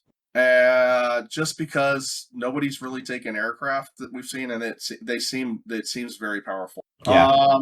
Then what I did with most of the rest of the box is I did tac squads with I bought three rhinos, Mark 1C rhinos, for each at $47 a piece, and then I also got some chain galves from Crumlech, because I was going to stick the chain galves on the sergeant or the headhunters, and then I was getting enough chain galves that I was going to also stick them on other stuff. With the remaining 10 regular squad members, I decided to do a homebrew Night Raptor squad to go with the Terror Assault. So what I did is I took a 10-man squad of just the Mark 6s, and then got some Crumlech Chaos Legion jump packs, because they look a little different. And like if you actually get the Forge World Night Raptor, their jump packs are kind of more Baroque looking than the standard like Mark IIIs and Mark IV style jump packs. Yeah. Not that you can find Mark III and Mark IV assault right now because they're like sold out every place. And then I added in some more chain galves because that's what they like using. And then left over, I had a Contemptor Dread with blast cannons and chain fist, and then I had one heavy weapon slot, and I had a bunch of points left over, so I just threw a Legion Kratos in because I really didn't have a whole lot of heavy big tanks. So I actually end up having about 300 points left over, and about $90 left over roughly. So like you can really build up the squads. Like all the add-ons could take you up, or what you could do is buy a build out another Night Raptor squad with that $80 to $90 left over. By buying like a Mark III or Mark IV box and then adding Chrome Lek jump pack. So because you were gonna have with the other stuff that I bought, you were gonna have enough chain galves left over. So really, I know when I built my Night Lords, I did a terror list, but it was a lot different because they were all in Anvilus, and Anvilus are not so good and they're very expensive to buy right now. So this is probably close to what I would do. I mean, I might for myself, but like the terror squads, I just wasn't really super happy with. I'd rather take the Night Raptors right now. That's me personally, just kind of the fluff thing. And like, you could get a transfer sheet to put Night Lords symbols on their shoulder pads and stuff, but like for me, like all my Night Lords, I hand did the lightning instead of using like a transfer. It takes a little time, but it turns out very well. It's not really altogether. I came up with, I'm trying to tell you, let's see, I had it written down. The point total I had was 2739. So you had about 250, 260 points left over, and then the expenditure for money I had was $909. Very nicely done. I think that's a good list. I like those Night Raptors too. I think they're really good this edition. Yeah, Sudden Strike. Yeah. Yeah, I just wanted to try something different than kind of like what we had, like we'd seen so far with a lot of the lists that we've done. It definitely works. Yeah, Mhm. and I tried. I mean, works. a lot. The terror assault. It's mostly troops and elite, so that's kind of what I tried to stay with. And it, you have some fast, decent movement, or at least just to get them across the field and stuff. And it's hard to do the a talent for murder where you're trying to get a plus, for every one up you get those bonuses in combat, but it's hard to do fitting everybody into the transport. So I guess what you would want to maybe do is add a apothecarian if you can get them and stick them in with those squads to get that +1 for the talent for murder. And then maybe like if you bought another box of Night Raptors, instead of doing a full squad, just build a big squad of them. So you'd always be like up on numbers when you're going it. Well, for the most part, you'd be up on numbers when you're assaulting and get those bonuses. 10 Night Raptors is still 20 models for outnumbering, So I mean, and I think if I'm looking at this correctly, you can go up to 15 base models in the squad. So like you really outnumber almost everything. Yeah. Going in. I think I built it out. I think a 15-man, doing it roughly the way I did it last edition. A 15-man Night Raptor squad's like 500 points. Yeah, they get very expensive, very very expensive. Yeah, I mean like a base squad's 185 points, and you start adding all the stuff in on them, and it goes up. The base squad's a 5-man squad too. Right. So they get very expensive. Right. I like that though. So who's next? I can go next. Go for it. I did Word Bearers. Mortal Enemies of the Ultramarines, but I really wanted to do something that was a little different. So I built this list using the Iconoclast Warlord trait. And so this gives the Warlord in any unit he joins +1 attack when he's engaged with an independent character or a unit that has a Vexilla or Standard, or if he's shooting at a fortification, he gets some bonuses. And what I did was I took the basic box and I sold off the Cataphracti squad and used the money to buy an extra Spartan and an extra Contemptor. So I've got a Praetor with Burning Lore, Paragon Blade, Melt-A-Bombs, and a Jump Pack. And then I have 2 Diabolists that will join the giant tactical squads inside the Spartan, which can run up the field and provide cover for the Contemptors and the Kratos, which will come up behind it. Also inside those two 20-man tactical squads that have chain bayonets and diabolists, I've joined apothecaries, and then so the two Contemptors, and then I kind of like putting a spendy unit in there. I did a full 10-man squad of Ashen Circle. Ooh. Nice. And they're cool models too. I know, they're one of the reasons that I was kept going towards Wordbearers originally. Diabolists, I actually thought that it would be cool to go to GW and buy the Thousand Suns. Lost my tab. Are you talking the Exalted Sorcerers, the 3-model box? Yep. Yeah. So you buy the Exalted Sorcerers. It's a little spendy for 3 models. It's $60 when you're trying to save money, but it comes with so many extra parts that I almost think you could build the 2 apothecaries out of those 2. You can, if you want to do it. If you wanted to. It won't give you enough legs necessarily outside of the 3 models that are in there, but in terms of just the bevy of bits that you get, really, really nice kit for anybody who's playing either Thousand Suns or any of the warped Traitor Legions, if you're wanting to run a later era Heresy force. Yeah, all you got to do is snip off some of the more birdie or specifically Zinch symbols, unless you want to go, a Zinch themed word bearers. But yeah, I think this list would be really cool with those 2 Spartans and in your middle of your deployment zone. Oh, and the other thing I have in there is a 5-man squad of Recon Marines with Nemesis bolt guns, so you can pick off whatever leadership buffs the enemy army has on the way in, and then those 2 Spartans will hit like a freight train. And then the Kratos I equipped with all the choom that choom could choom. So you can, if you see a Terminator squad or something that you're a little bit worried about the tactical squads not being able to deal with. But the Praetor can join the Ashen Circle and lend support there, because again, he gives his whole unit +1 attack. Do Ashen Circle have bitter duty? You mean the Destroyer rule? Don't. So I have that open. Because I know I've been caught off on Pyroclasts not having bitter duty in spite of the fact that they are supposed to destroyers. Yeah, they do. So what you could do in that case is I would still keep my 10-man and then just don't have the Praetor join that. Lose the jump pack. This was I'll save you a couple points too, and throw him in one of those big Spartan squads because there's still transport room. Yep. But altogether, I think this is probably the cheapest list I've made by far. $743. Ooh, real cheap. Yeah, because all you're doing, because you're saying, I went ahead and put the money in there to buy the apothecary bits from Cromlech again. And then the Recon Marines is just a $35 scout box because they come with the 5 sniper rifles. Yep.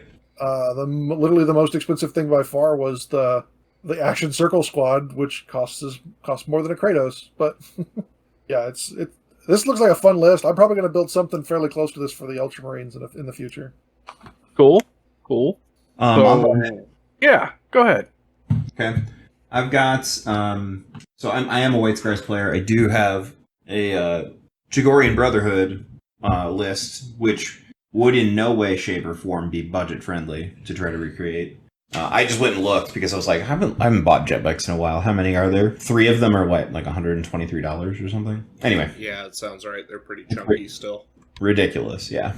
So, talk about this list and like how it works. So, I don't know if any of you have looked at the White Scars rules at all, but the Cigar Mazan one it's really fun because they get all jet bikes and then all infantry. And they're not bad. It's not a bad little rite of war. So if the way it works, interject before you keep going, I did look this up on a whim. 3 jet bikes are now $141 US. Neat. That is a number. Sure. Sorry to cut you off there. No. Sagir Maizon, yeah. So for those who, for the lore, these are all disgraced warriors who basically the Khan, they do something very naughty. And so the Khan is like, well, you can die or you can go out there into the void and fight until you die. and they're like, we choose door number 2. So the effects of the Rite of the War are that Eben Keshig, which are their special Terminators, can be taken as troop choices, but not line, so it's not that great. Any unit composed entirely of models with the infantry unit type in this detachment must be given both the Koresh rule and the Feel No Pain 5+ rule. So every infantry model in your list here is 5+ Feel No Pain. Any model with the Koresh rule and the White Scars rule, so all your infantry gets Fearless for the first round of combat. You can't put anything into reserve, and you can only have heavy support choices that consist of infantry models, which is funny because they have the same restriction, a very similar restriction in the Jagorian Brotherhood, where they can only have heavy support choices that have the flyer keyword, and in both situations, for the flyer, it's just the Fire Raptor or heavy support squads. So that's what you have. You have heavy support squads. So whatever. But anyway, so here's the list. You're gonna start off with 4 squads of tactical marines. The first one is going to be a 15-man squad, 1 tactical sergeant with artificer armor and power fist. The next one is a 13-man squad with tactical sergeant, power armor. Then you're going to have 2 10-man squads with your choice of weapon upgrade. I gave them both power glaives because power glaives are a fun weapon that the White Scars get. And they're all going to be in rhinos. These 2 10-man squads will be in rhinos with pintle-mounted, multi-melta, and dozer blade. You're going to have 1 5-man squad of Eben Keshig. Eben Keshig are not great, but they look great and they're really fun. And you're going to put your Praetor in Terminator armor with them. They are not going to ride in a transport. They're going to march up the middle of the field. We'll talk about that in a minute. Okay? You're also going to have 1 recon squad with the Nemesis bolters that John mentioned. And that's it for troops. You will have a 10-man veteran squad, and you can have 3 charnable weapons and 3 power weapons, a Legion Vexilla. They'll also have a Rhino with just a dozer blade, no multi-melta, 2 contemptors, each of them with a Gravis Melta, or no, 1 with a Gravis Melta and a power fist, and the other one with 2 fists. 1 10-man squad of Seekers with Kraken bolters and chain bayonets, and then 2 heavy support squads. 1 with missile launchers and 8 people with missile launchers, and then 7 with las cannons. You have 2 more HQ choices. You have a chaplain with a mastercrafted power weapon, and you have an armistice because you can do it. You can give an armistice a mastercrafted missile launcher and a power fist. It's entirely impractical, but I love the idea of it, so it's going in the list. So here's the thing about this list. The Koresh special rule, which is similar to a destroyer special rule, but is different. The Koresh special rule, it makes it so that all of your infantry can never count for victory points for your opponent if they are destroyed, ever. So all of your infantry never get points to your opponent, and you have 5+ Feel No Pains on all of them. So you're fully upgrading a lot of these tactical squads with chain bayonets or chain swords and whatever else, because you've got the extra points to spend, because you don't have to buy an apothecary anywhere for any reason whatsoever. You can do a couple different things with this list.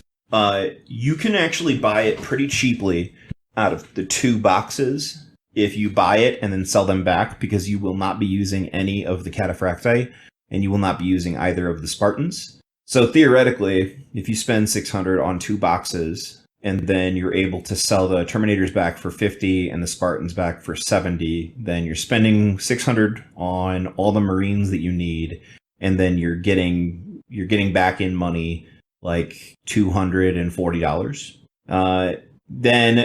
So the grand total for this, if you buy it like I did, which is actually not by buying 2 boxes, it's going to cost around $878.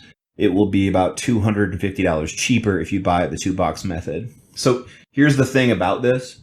You might have noticed in the list that some of the numbers are odd. Like some of the tactical squads have 8 members, some are 13 members, 14 members, whatever else.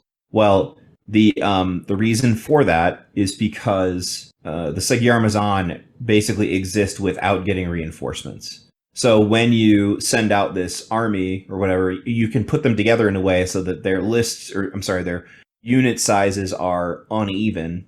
And that way, like, it's representing them, like, just throwing in the survivors of whatever squad as soon as possible. Having taken casualties over time. Yeah. That's super cool. The other thing is that, so like I said, you can do it really cheap if you want to just have all Mark 6. But if you buy, the regular box and then you buy a big box of 20 Mark 4, a big box of 20 Mark 3, and maybe, another box of Mark 6 or whatever, then what I would do is make sure to mix and match as many of the shoulder pads as possible in different ways so that the whole army has the look of being cobbled together. Switch up heads a little bit maybe if you feel like it. If you're just getting in on the budget, though, this is very cheap. It's, like I said, the only thing you have to buy extra outside of the 2 boxes is you're going to have to buy 2 things of blast cannons for $26.50 a piece from Forge World. You're going to have to buy the heavy weapons pack for the missile launchers. You're going to have to buy 1 box of scouts for $35 and then 1 squad of Ebon Keshig for $114, which is, honestly, if you're going to cut something in this list, the Ebon Keshig is the thing to cut because they're really terrible. But you should be able to save some money when the last cannons come out in plastic in a couple weeks. True. Yeah, absolutely. If you want to wait a little bit, then that will be coming too.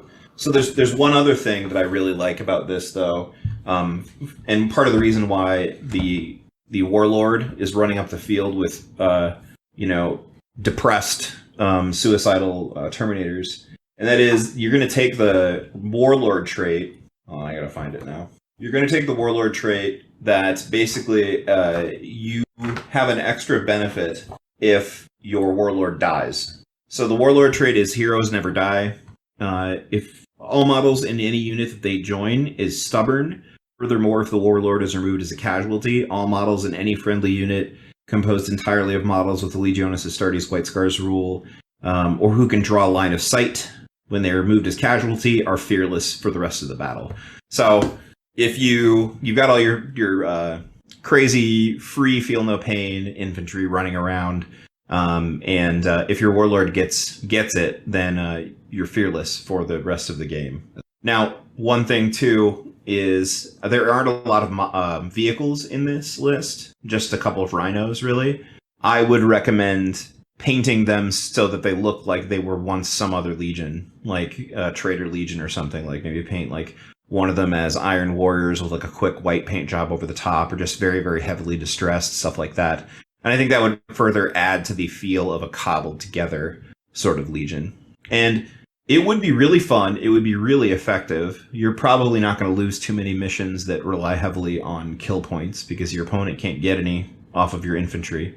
They can get points off your tanks and your dreadnoughts. So there's enough stuff in there where they can claim those victory points, so you're not like really messing with your friends. But it would be a fun list, easy to build, and really fluffy and flavorful for one of the cooler stories in the Heresy, in my opinion. Yeah, very unexpected, but very, very cool. Nicely done. Thank you. I'll go ahead with my first list for the night. So I'll lead with my Imperial Fist. So this was super exciting to me. I saw the rules and I saw what was in the box, and I immediately was like, I'm pretty sure I know what I want to do. And what I have brought to bear is Templar Assault. It should be 3,000 points right now. I think I've got it 2865, but that's without some upgrades in a couple places. And it's clocking in under $750. So we bought the big box and the big rulebook, obviously. We're then going to buy Sigismund. We've got a Chaplain and a Castellan that we are going to convert out of our 2 character models that we got in the big box. For those of you who are unaware, the Castellan is a unique console for the Imperial Fists who give their heavy support squad the line special rule. I believe that persists even if the console dies, but I could be wrong there. And it's not just the squad they attach to, it's all heavy support squads gain that benefit. So I put Sigismund and the Chaplain with 10 Cataphracti in a Spartan. You could play with those numbers up and down. You can give them just about whatever mix and match of war gear you want to give them. You are Imperial Fists, so you could totally opt for Storm Shields here. If you start opting for Storm Shields, though, I think the value on considering turning them into Wardens from the Exemplary Battles PDF goes way up, because those guys get Weapon Skill 5 native, and then they get Solarite Power Gauntlets, in addition to Battle Hardened 1 during the first round of any combat.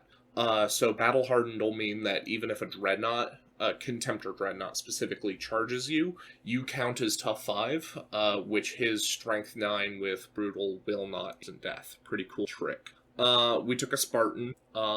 We've got a Contemptor, and I went my very standard loadout of Gravis Las Cannon and Palm-Mounted Melta-Cannon, or Melta-Gun for the close combat weapon. From there, I went to Pop Goes the Monkey for shields and swords to convert 2 of our 10-man squads out of the big box into Templar Brethren, and I bought them each a Land Raider. I spent just 100 points on a 10-man tactical squad that is really just out there to speed bump in front of our big investment, which the Castellan is hanging out with, which is a 10-man and las cannon team. So you're still putting 4 scoring choices on the table. You've got plenty of room to be able to allocate or build or convert those Terminators the way you want. And I think there is a really, really staggering amount of close combat prowess here.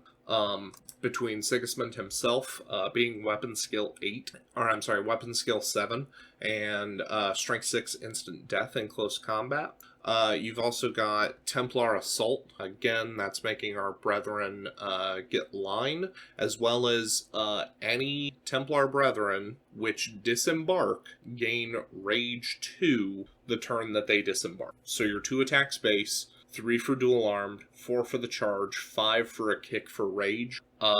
Your weapon skill 5, and if I'm correct, yeah, Templar Brethren also have Furious Charge 1. So you are weapon skill 5, strength 5, 5 attacks a model. You're only I4, but just the sheer volume of hits that you're going to generate and have the chance to turn into Wrens with those power swords, I think is really going to turn a lot of combat in your favor. Templar Brethren also ended up with the privilege of being one of the few units in the game that I've seen where everyone can take Melta-Bombs. So I did buy combat shield for the whole unit. I bought Melta-Bombs for everybody. If you wanted, there is enough points that you could strip combat shields. You could start affording medics for some of these guys. I think it's like $45 or $50 for the 2 medic kit from Forge World, and that's totally within your realm of budget here. I think you could pick those up and still be 100. And then I think you could climb technically as high as like 850 if you wanted to take those Terminators and buy some shields for them and buy the real for not counting going third party on.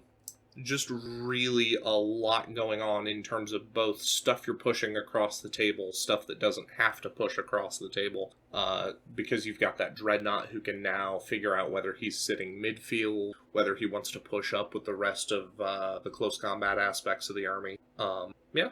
I was really, really excited to get to do this, and I think they did very well in terms of making Templar Brethren fieldable without Sigismund, but such that you can take Sigismund in that army without feeling like you're dumping a lot of points in overlapping Sigismund's Warlord trait with what the Rite of War gives you. I don't like the Imperial Fists. I'm going to preface this. Don't like him at all.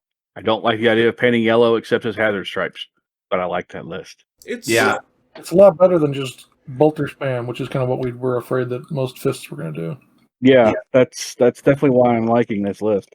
It's more dynamic. It's more actually involved in the actual game rather than just sit there and do like I did with my Iron Warriors and just spam strength 8 or 7 shots across the table until my opponent can't walk anymore. You know what's funny? That Castellan chapter upgrade The Centurion upgrade is insane. Giving scoring to just all. Yeah. That's wild. It's extremely potent. And at one point before I had the list fully firmed up, so I'll preface this with, if you don't have to buy the big box, or if you can sell or adjust some things out of the big box, the first thing that I would be doing is get rid of the Spartan and the Terminators, get another squad of Templar Brethren in a Land Raider, and then put Sigismund and your Chaplain in there.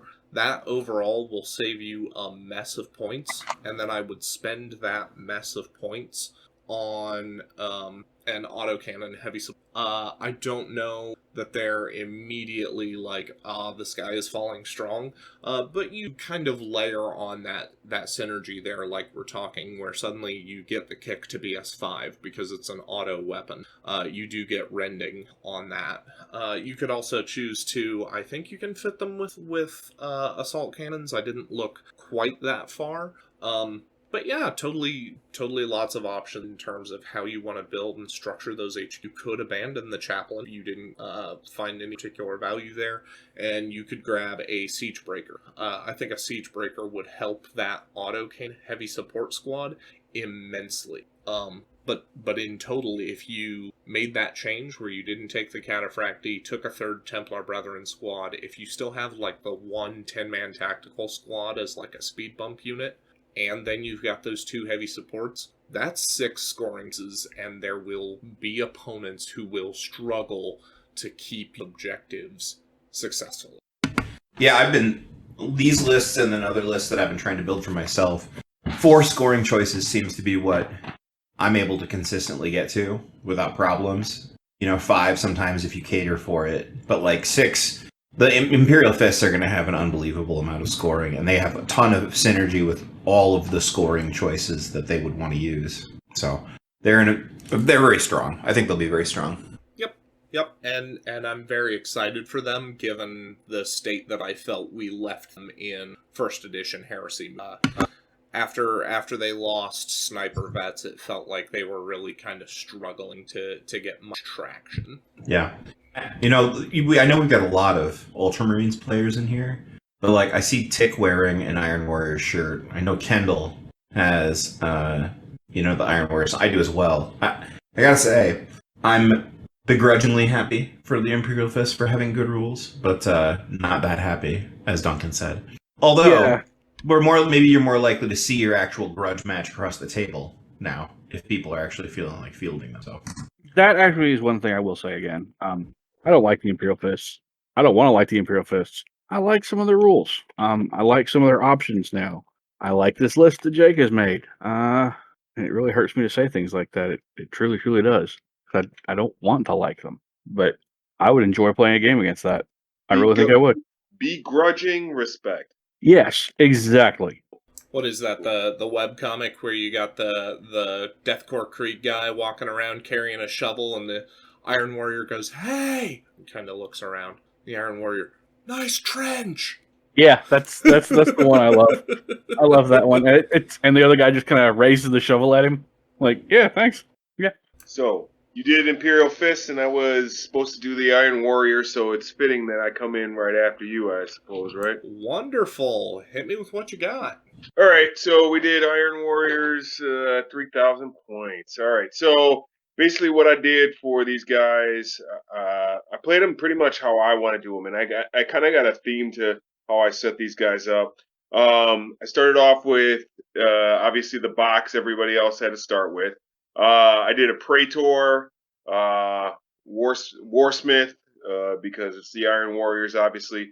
I just did this roughly as Hammer of Olympia, but there's nothing that makes this specifically Hammer of Olympia. It could be just a generic, Rite of War. You don't need to do a Rite of War at all. The Warsmith has Paragon Blade and Disintegrator Pistol, and then I also bought the Centurion as the other character, and I made him a Siege Breaker. Gave him a power weapon, Volkite Charger. That's the guy with the sword. I mean, I'm not using these characters, but because I don't like the models. But if a new player is getting into it, they're perfectly fine, usable models. Nothing wrong with them.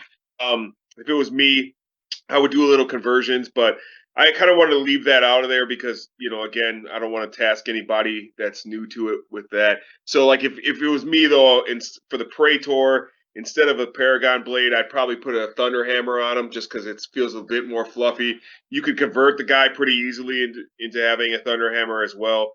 Then after that, I got the 10-man Cataphracti squad, and I broke it down as 3 dudes with chain fists, 3 dudes with lightning claws, 2 dudes with power fists, and then just to keep the points, 2 dudes with just the swords, and you get all that in the pack, so there's nothing you have to get special there. Then I got a 10-man veteran squad. They have Nuncio Vox, double heavy bolter, and I bought them the shrapnel launcher upgrade that the Iron Warriors get, so they get the extra shot, the pinning. And then I get the leader of the squad's got a artificer armor and a fist because that's how you do it. Then I got 2 units. I'm sorry, one more thing. For the elites, I've got the Contemptor, of course, with similar to the Imperial Fist over there, Melta in the fist and an autocannon. Though I like the autocannon on the Iron Warriors a lot. I'll get to why in a little bit. Then I got 2 tactical squads.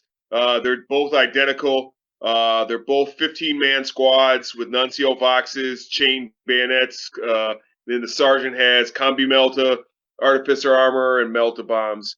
So you can kind of versatilely take care of whatever you need to for the most part. Then I got Land Raider, Spartan. That's for that's dedicated transport for the Terminators as well. And I threw the multi-melta on there and a flare shield. It's an expensive unit, but I don't care. It's cool. And then I got a Kratos, the Kratos, or however you pronounce it. And for him, I did Volkite on the top, Volkite on the holes, Volkite on the sponson, and a pintle-mounted heavy bolter as well. And the shrapnel on that too.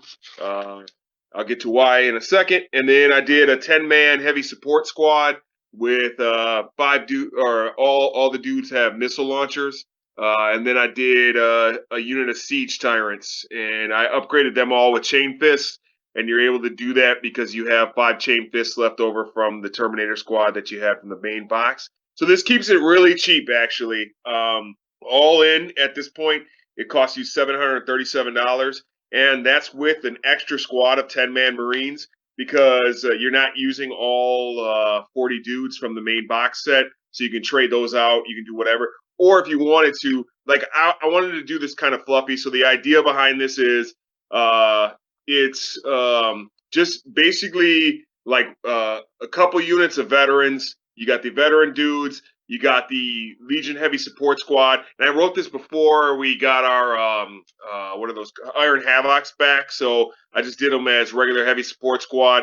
And then the Siege Tyrant. And those are kind of like the veteran core of this, battalion. And then you have the Tactical Marines that are in the Mark 6. So what I was actually doing was buying a box of 20 Mark 3s for the veterans and for the Heavy Support Squad. You could easily do the Heavy Support Squad in the Mark 6 and save yourself $30, but I don't care. Then you're breaking it down to $700 almost flat. I just like the idea of the look of the Mark 3s being like the veteran guys, and the Mark 6 being like the new recruits or the younger Marines that are kind of just thrown in there. I don't have any special characters. I don't have any special anythings because that's how the Iron Warriors do it, baby. We just got, the line guys going in there taking care of business, right? The cool part about this list, too, though, so, like I said, I played today, and what I noticed was, like, I love autocannons on them already because you get that +1 strength, and also the missile launchers the same way. You go to strength 9 on your missile launchers against vehicles. You go to strength 8 with your autocannons against vehicles, or dreadnoughts, things of that nature. So anything that you need to blow the holes through, you're getting that strength bonus. So you don't need to really go to las cannons and things like that that are going to cost you more points and don't give you the versatility. I like the versatility of the missile launcher because you're able to fire at a lot of different targets in a lot of different ways. So you have more flexibility than if you just took las cannons or something of that nature. the Kratos tank, man, that Volkite, all Volkite, dude, I was blowing up squads with that thing, man. You shooting so much Volkite into a unit that's, you got 12 shots that are strength 7. You've got I think off the top of my head, it's like 16 shots that are strength 6, all of which blow up into more wounds if they fail any of their saves. And I feel like with a lot of weapons kind of came away from AP3 and went to rending and things like that. I think weight of firepower really kind of helps break down Marines a little bit better than just having a bunch of AP3, because you can't depend on things like plasma and stuff like that, like you could in the old days to blow through regular squads. So you got 3 scoring units that are going to be pretty good. None of them are easy to blow through because the regular Marines are 15, the Terminators are 10, and they're in a Spartan as well. So I feel like this is a good, rock core to start. And then after you play with this for a little while, if you want to expand, you can. This is easily fits into Hammer of Olympia. But my favorite rite of war for them has always been the Iron Fire.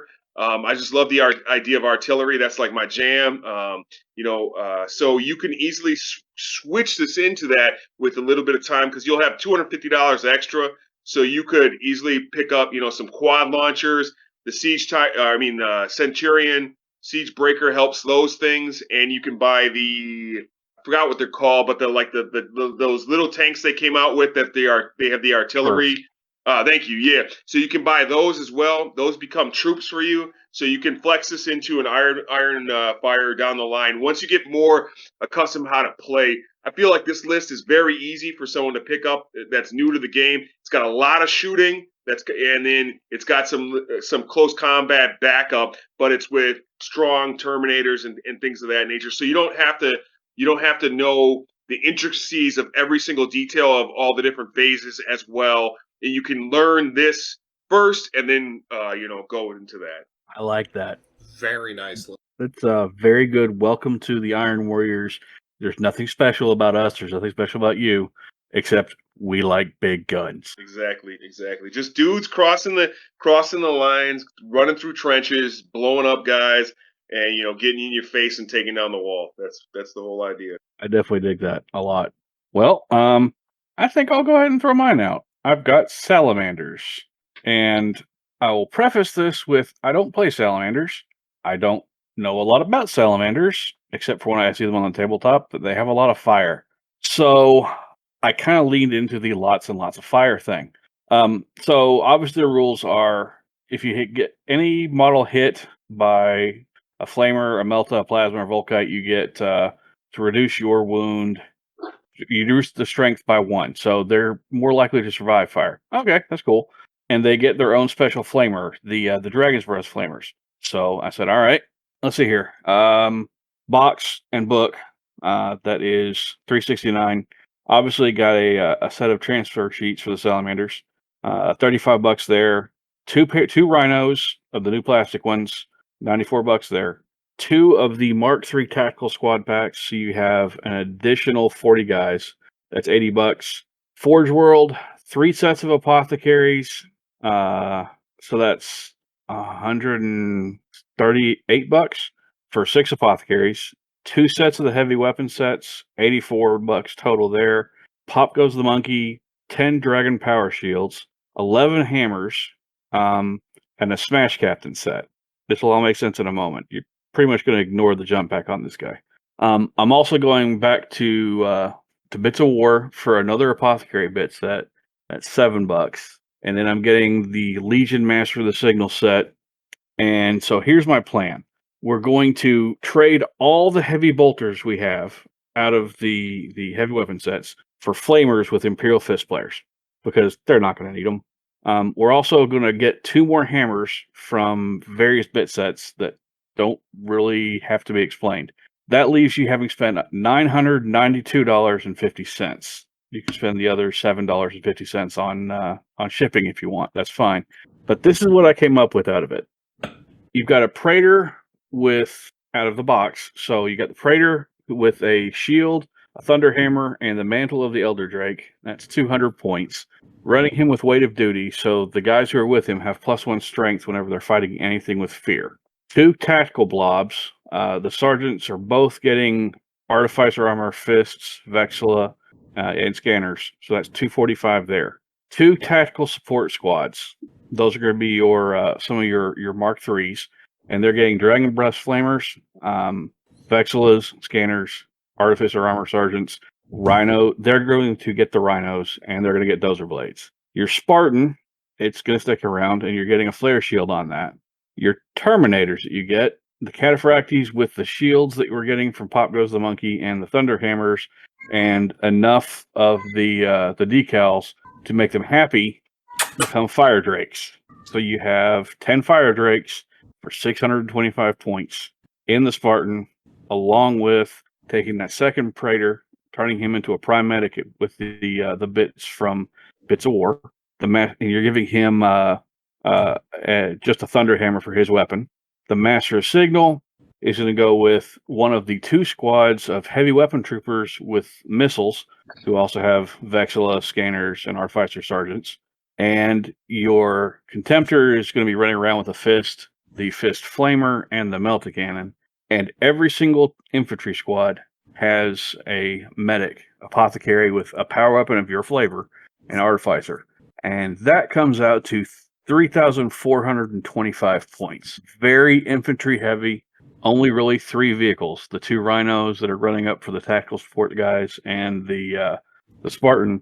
But it's very, very flavorful, in my opinion, in that it's all the fire everywhere, lots of fire drakes that do all their thing, and you've got the 2 Praetor, where you got the Praetor there with lending +1 strength to the fire drakes. You've got the Master Signal over there making anybody who's going to deep strike in worse while hanging out with the missiles. He makes some of his missile guys ballistic skill 5 if he wants to not shoot. And you've got 2 blob squads sitting on everything, on objectives, just sitting there being like, hey, come at me, bro.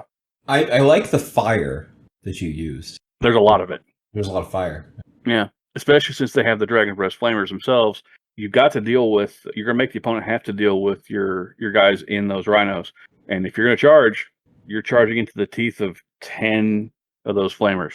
And they have the rule where it's not D3 Wall of Death, it's D6 Wall of Death per. Yeah. So doubling the pain from Overwatch fire from those flamers. So you're looking at possibly 60 hits with those flamers. It is possible. Yeah.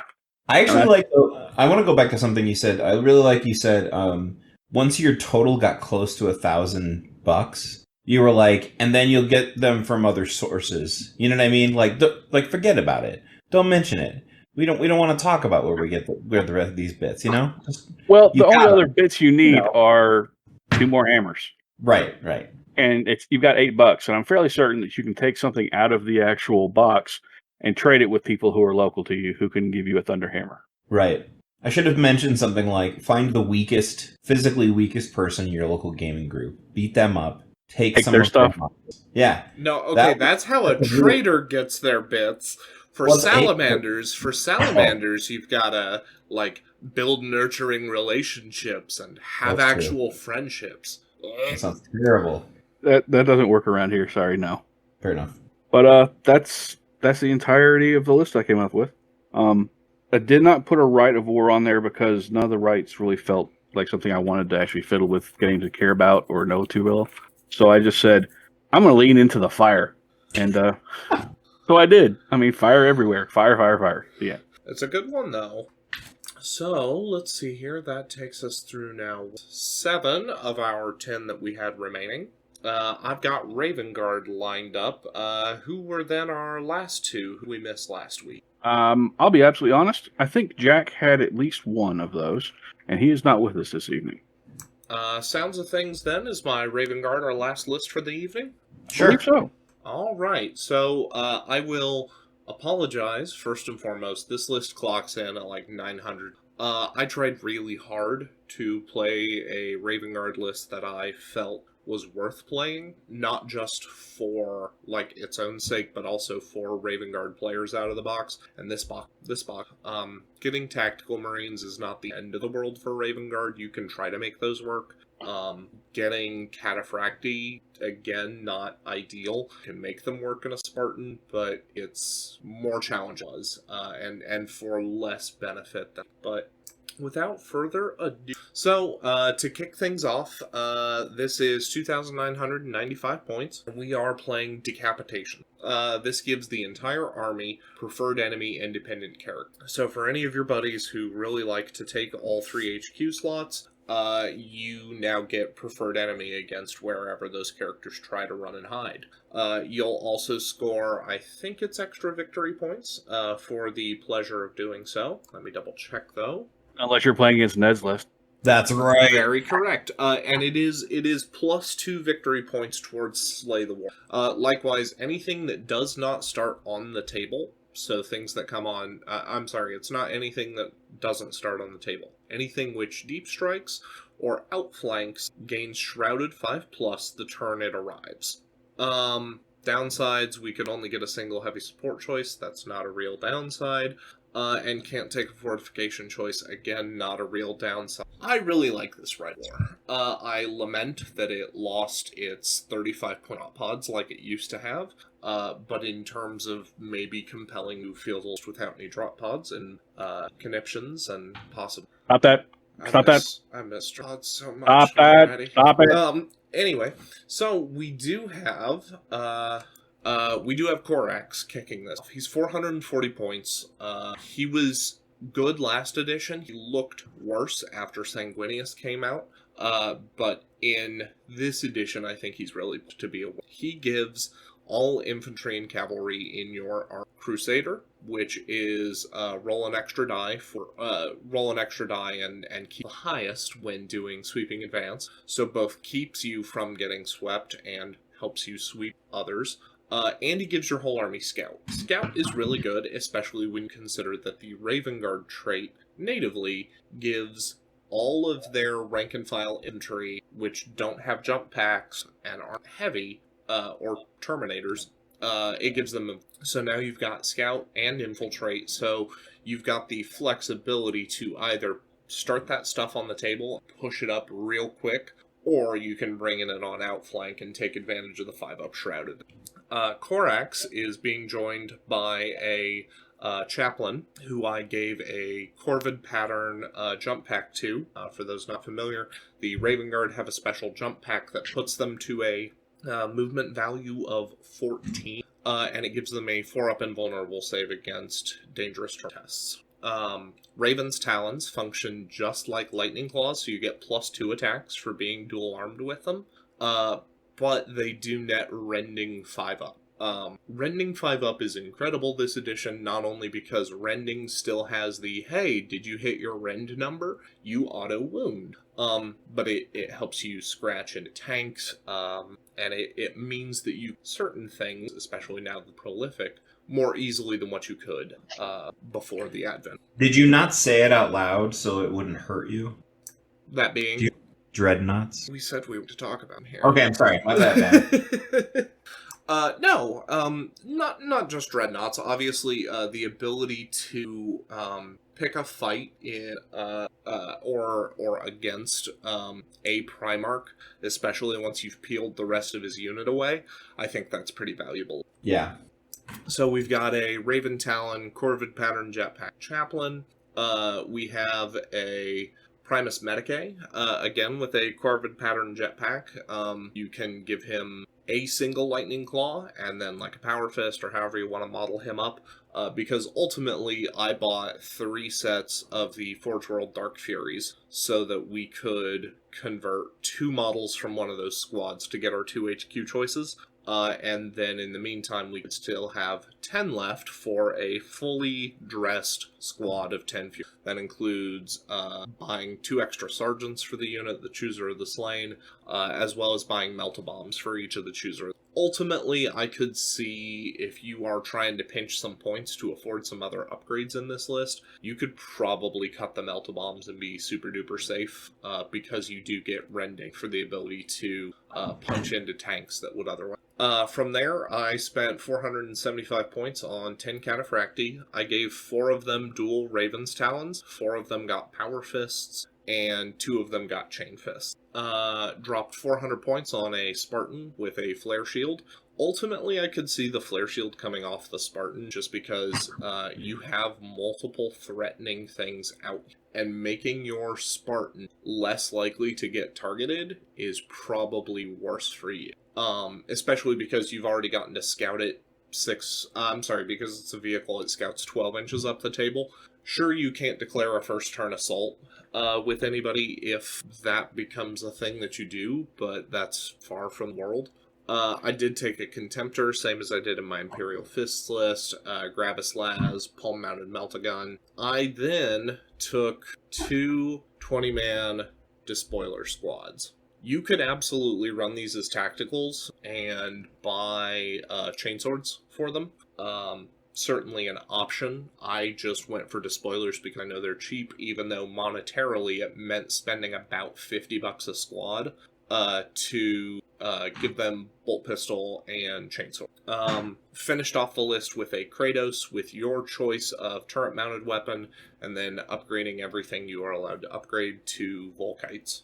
And that is your one heavy support that's allowed to start on the table. So, should have some real close combat punch with those Despoilers or even just upgraded tactical squads.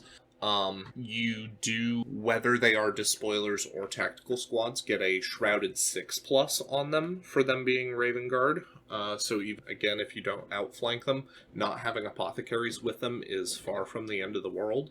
Kind of low on like activation count or units that you can activate in the hopes of baiting out a reaction. But conversely, because the Furies, Terminators have no shooting to speak of, the enemy will functionally never get to return fire on their shooting phase, other than, oh hey, we would like to return fire on the tank about to shred us. But yeah, so overall, I did kind of the bare minimum burden of getting a Raven Guard list under $1,000, and yeah, realizing that I could drop that to $850, and if I cut some things or fudge some points, by the time I turned those Despoilers, if I chose to, into standard tactical squads, you could probably cut the Kratos and save even more points there.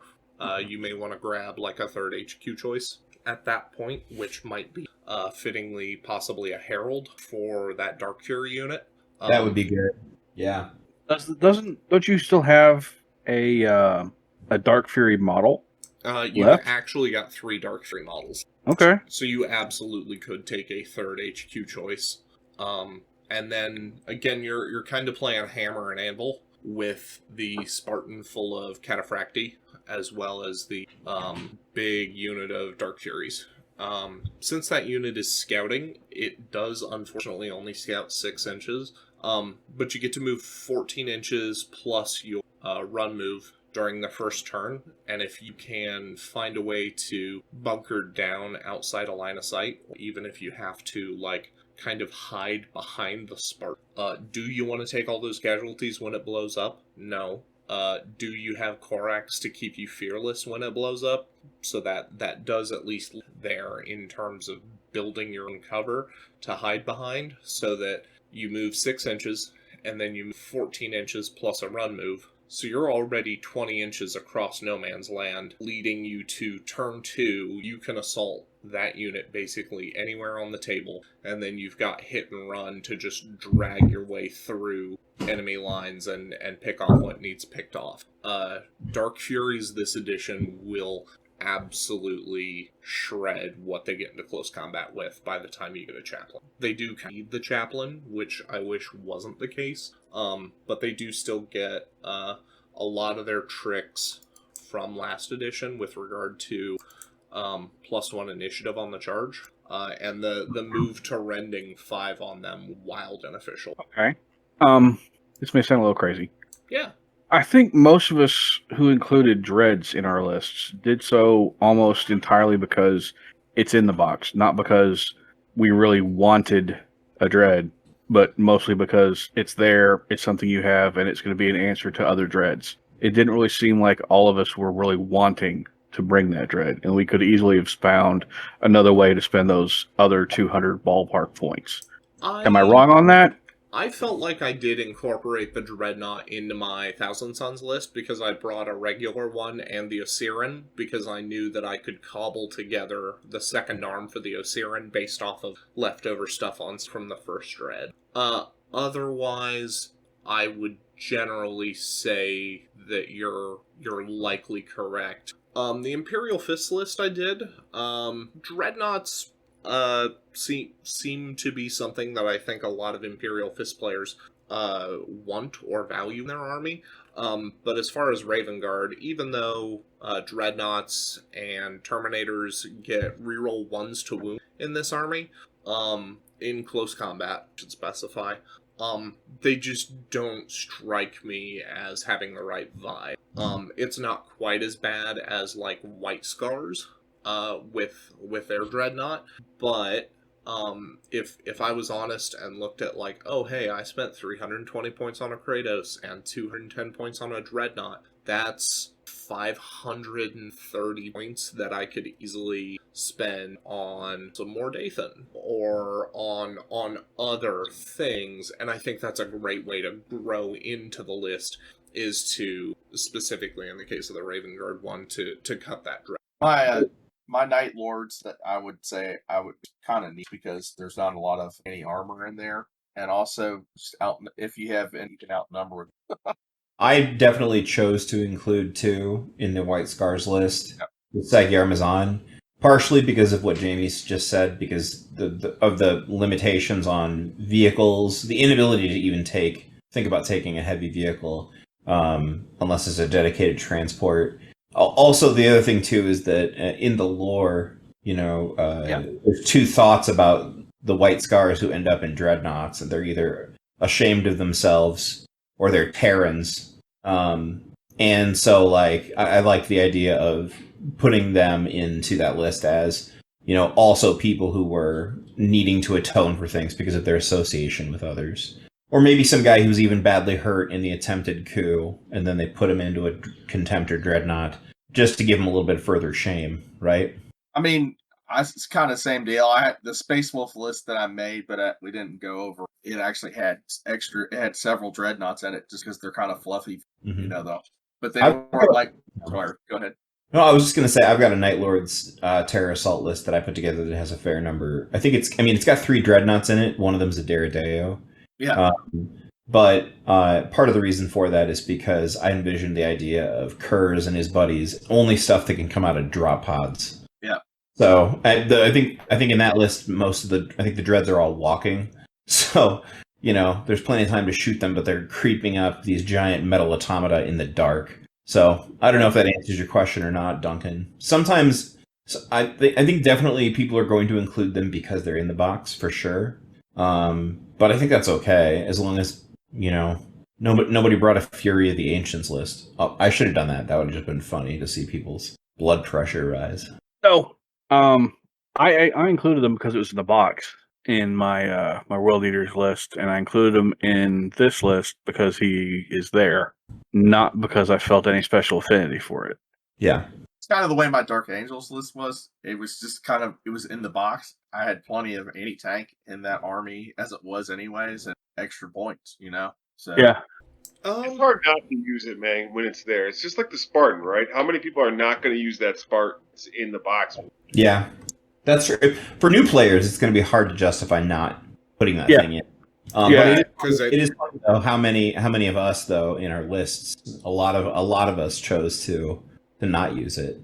Physically, for my list, I would have had a really hard time fitting it in. But even if I had, I didn't think it didn't fit the fluff of what I was building. But yeah. I hear you there. You did get me on a point, though, there, where you had mentioned some of the restrictions of your Rite of War kind of requiring them. Realizing that the Alpha Legion lists I've been chewing on for Headhunter Leviathan require anything that's not a vehicle to start off the table, suddenly your value and your priority Dreadnoughts and Javelins go way up, because those are some of your most mobile heavy fire platforms. Right. Because in and among the affinity for drop pods, I look at 10 heavy support Marines and I'm like, those are going to get put on the table, and then I will never meaningfully interact with those models other than to tell my opponent willing dice for them. Right. Tick had mentioned, I think it was some of the old vibes you were getting from Warhammer Fantasy and the way that used to be. I very much like moving my models, and I like applying pressure in the movement phase, and so armies don't generally feel right to me if they don't have the abilities in that phase of the game. Yeah. I hear you there. Well, folks, I think that's about wrapping it up. Am I right? It sure sounds like it. So I'm incredibly pleased of us today.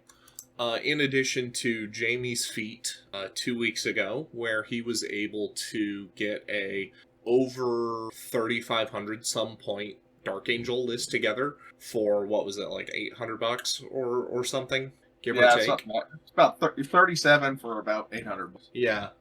We did have 3 of us today, and arguably 4 if you use some of the tricks Ned mentioned. So Ned came in at like $630 for a 3,000 list, if you were willing to put a lot of trick and time in like that mentioned, and tolerate some of the otherwise comparable 2 big boxes. But our Iron Warriors, Word Bearers, and Imperial Fists each clocked in at under $750, which means that for those armies, cool, if you wanted to stay under $1,000, you can now start talking about picking up custom foam for them, or you can pick up your Primarch and honestly probably a Kratos or another heavy tank. If one of those wasn't in the list, you can get some big purchases on top of a fully functional 3,000, and that's crazy exciting to see how regard. Yeah, I really kind of like that. I mean, it's definitely a welcome to the Heresy. This is what you might want to think about because it's options. I'm digging it. I like how much a lot of you found ways to go on alternates to Forge World for third-party bits too. Because I will say, it was hard for me to look at. I just browsed. I was like, this is White Scar. Should I put 1 squad of jet bikes in here? And I was like, man, I can't recommend to somebody. I mean, it's like some of the squads from Forge World, you need buy at least 2, sometimes 3 of them. Right. And they're, $77 to $140 for a 5-man squad. It's insane. Yeah. Very cool. So from there, I've been Jacob, and as we sign off... Well, I guess since Dan dipped out, I'm Duncan. Tick. Ned. Since John signed out early, I am... It's been an excellent night. We're glad to have you with us. Don't forget, if you need to, email us at, I believe it is heresy.abbs.podcast@gmail.com. Likewise, you can always hit us up on our Facebook group page. And remember, stay accountable to your hobby and your buddies. We'll see you next time.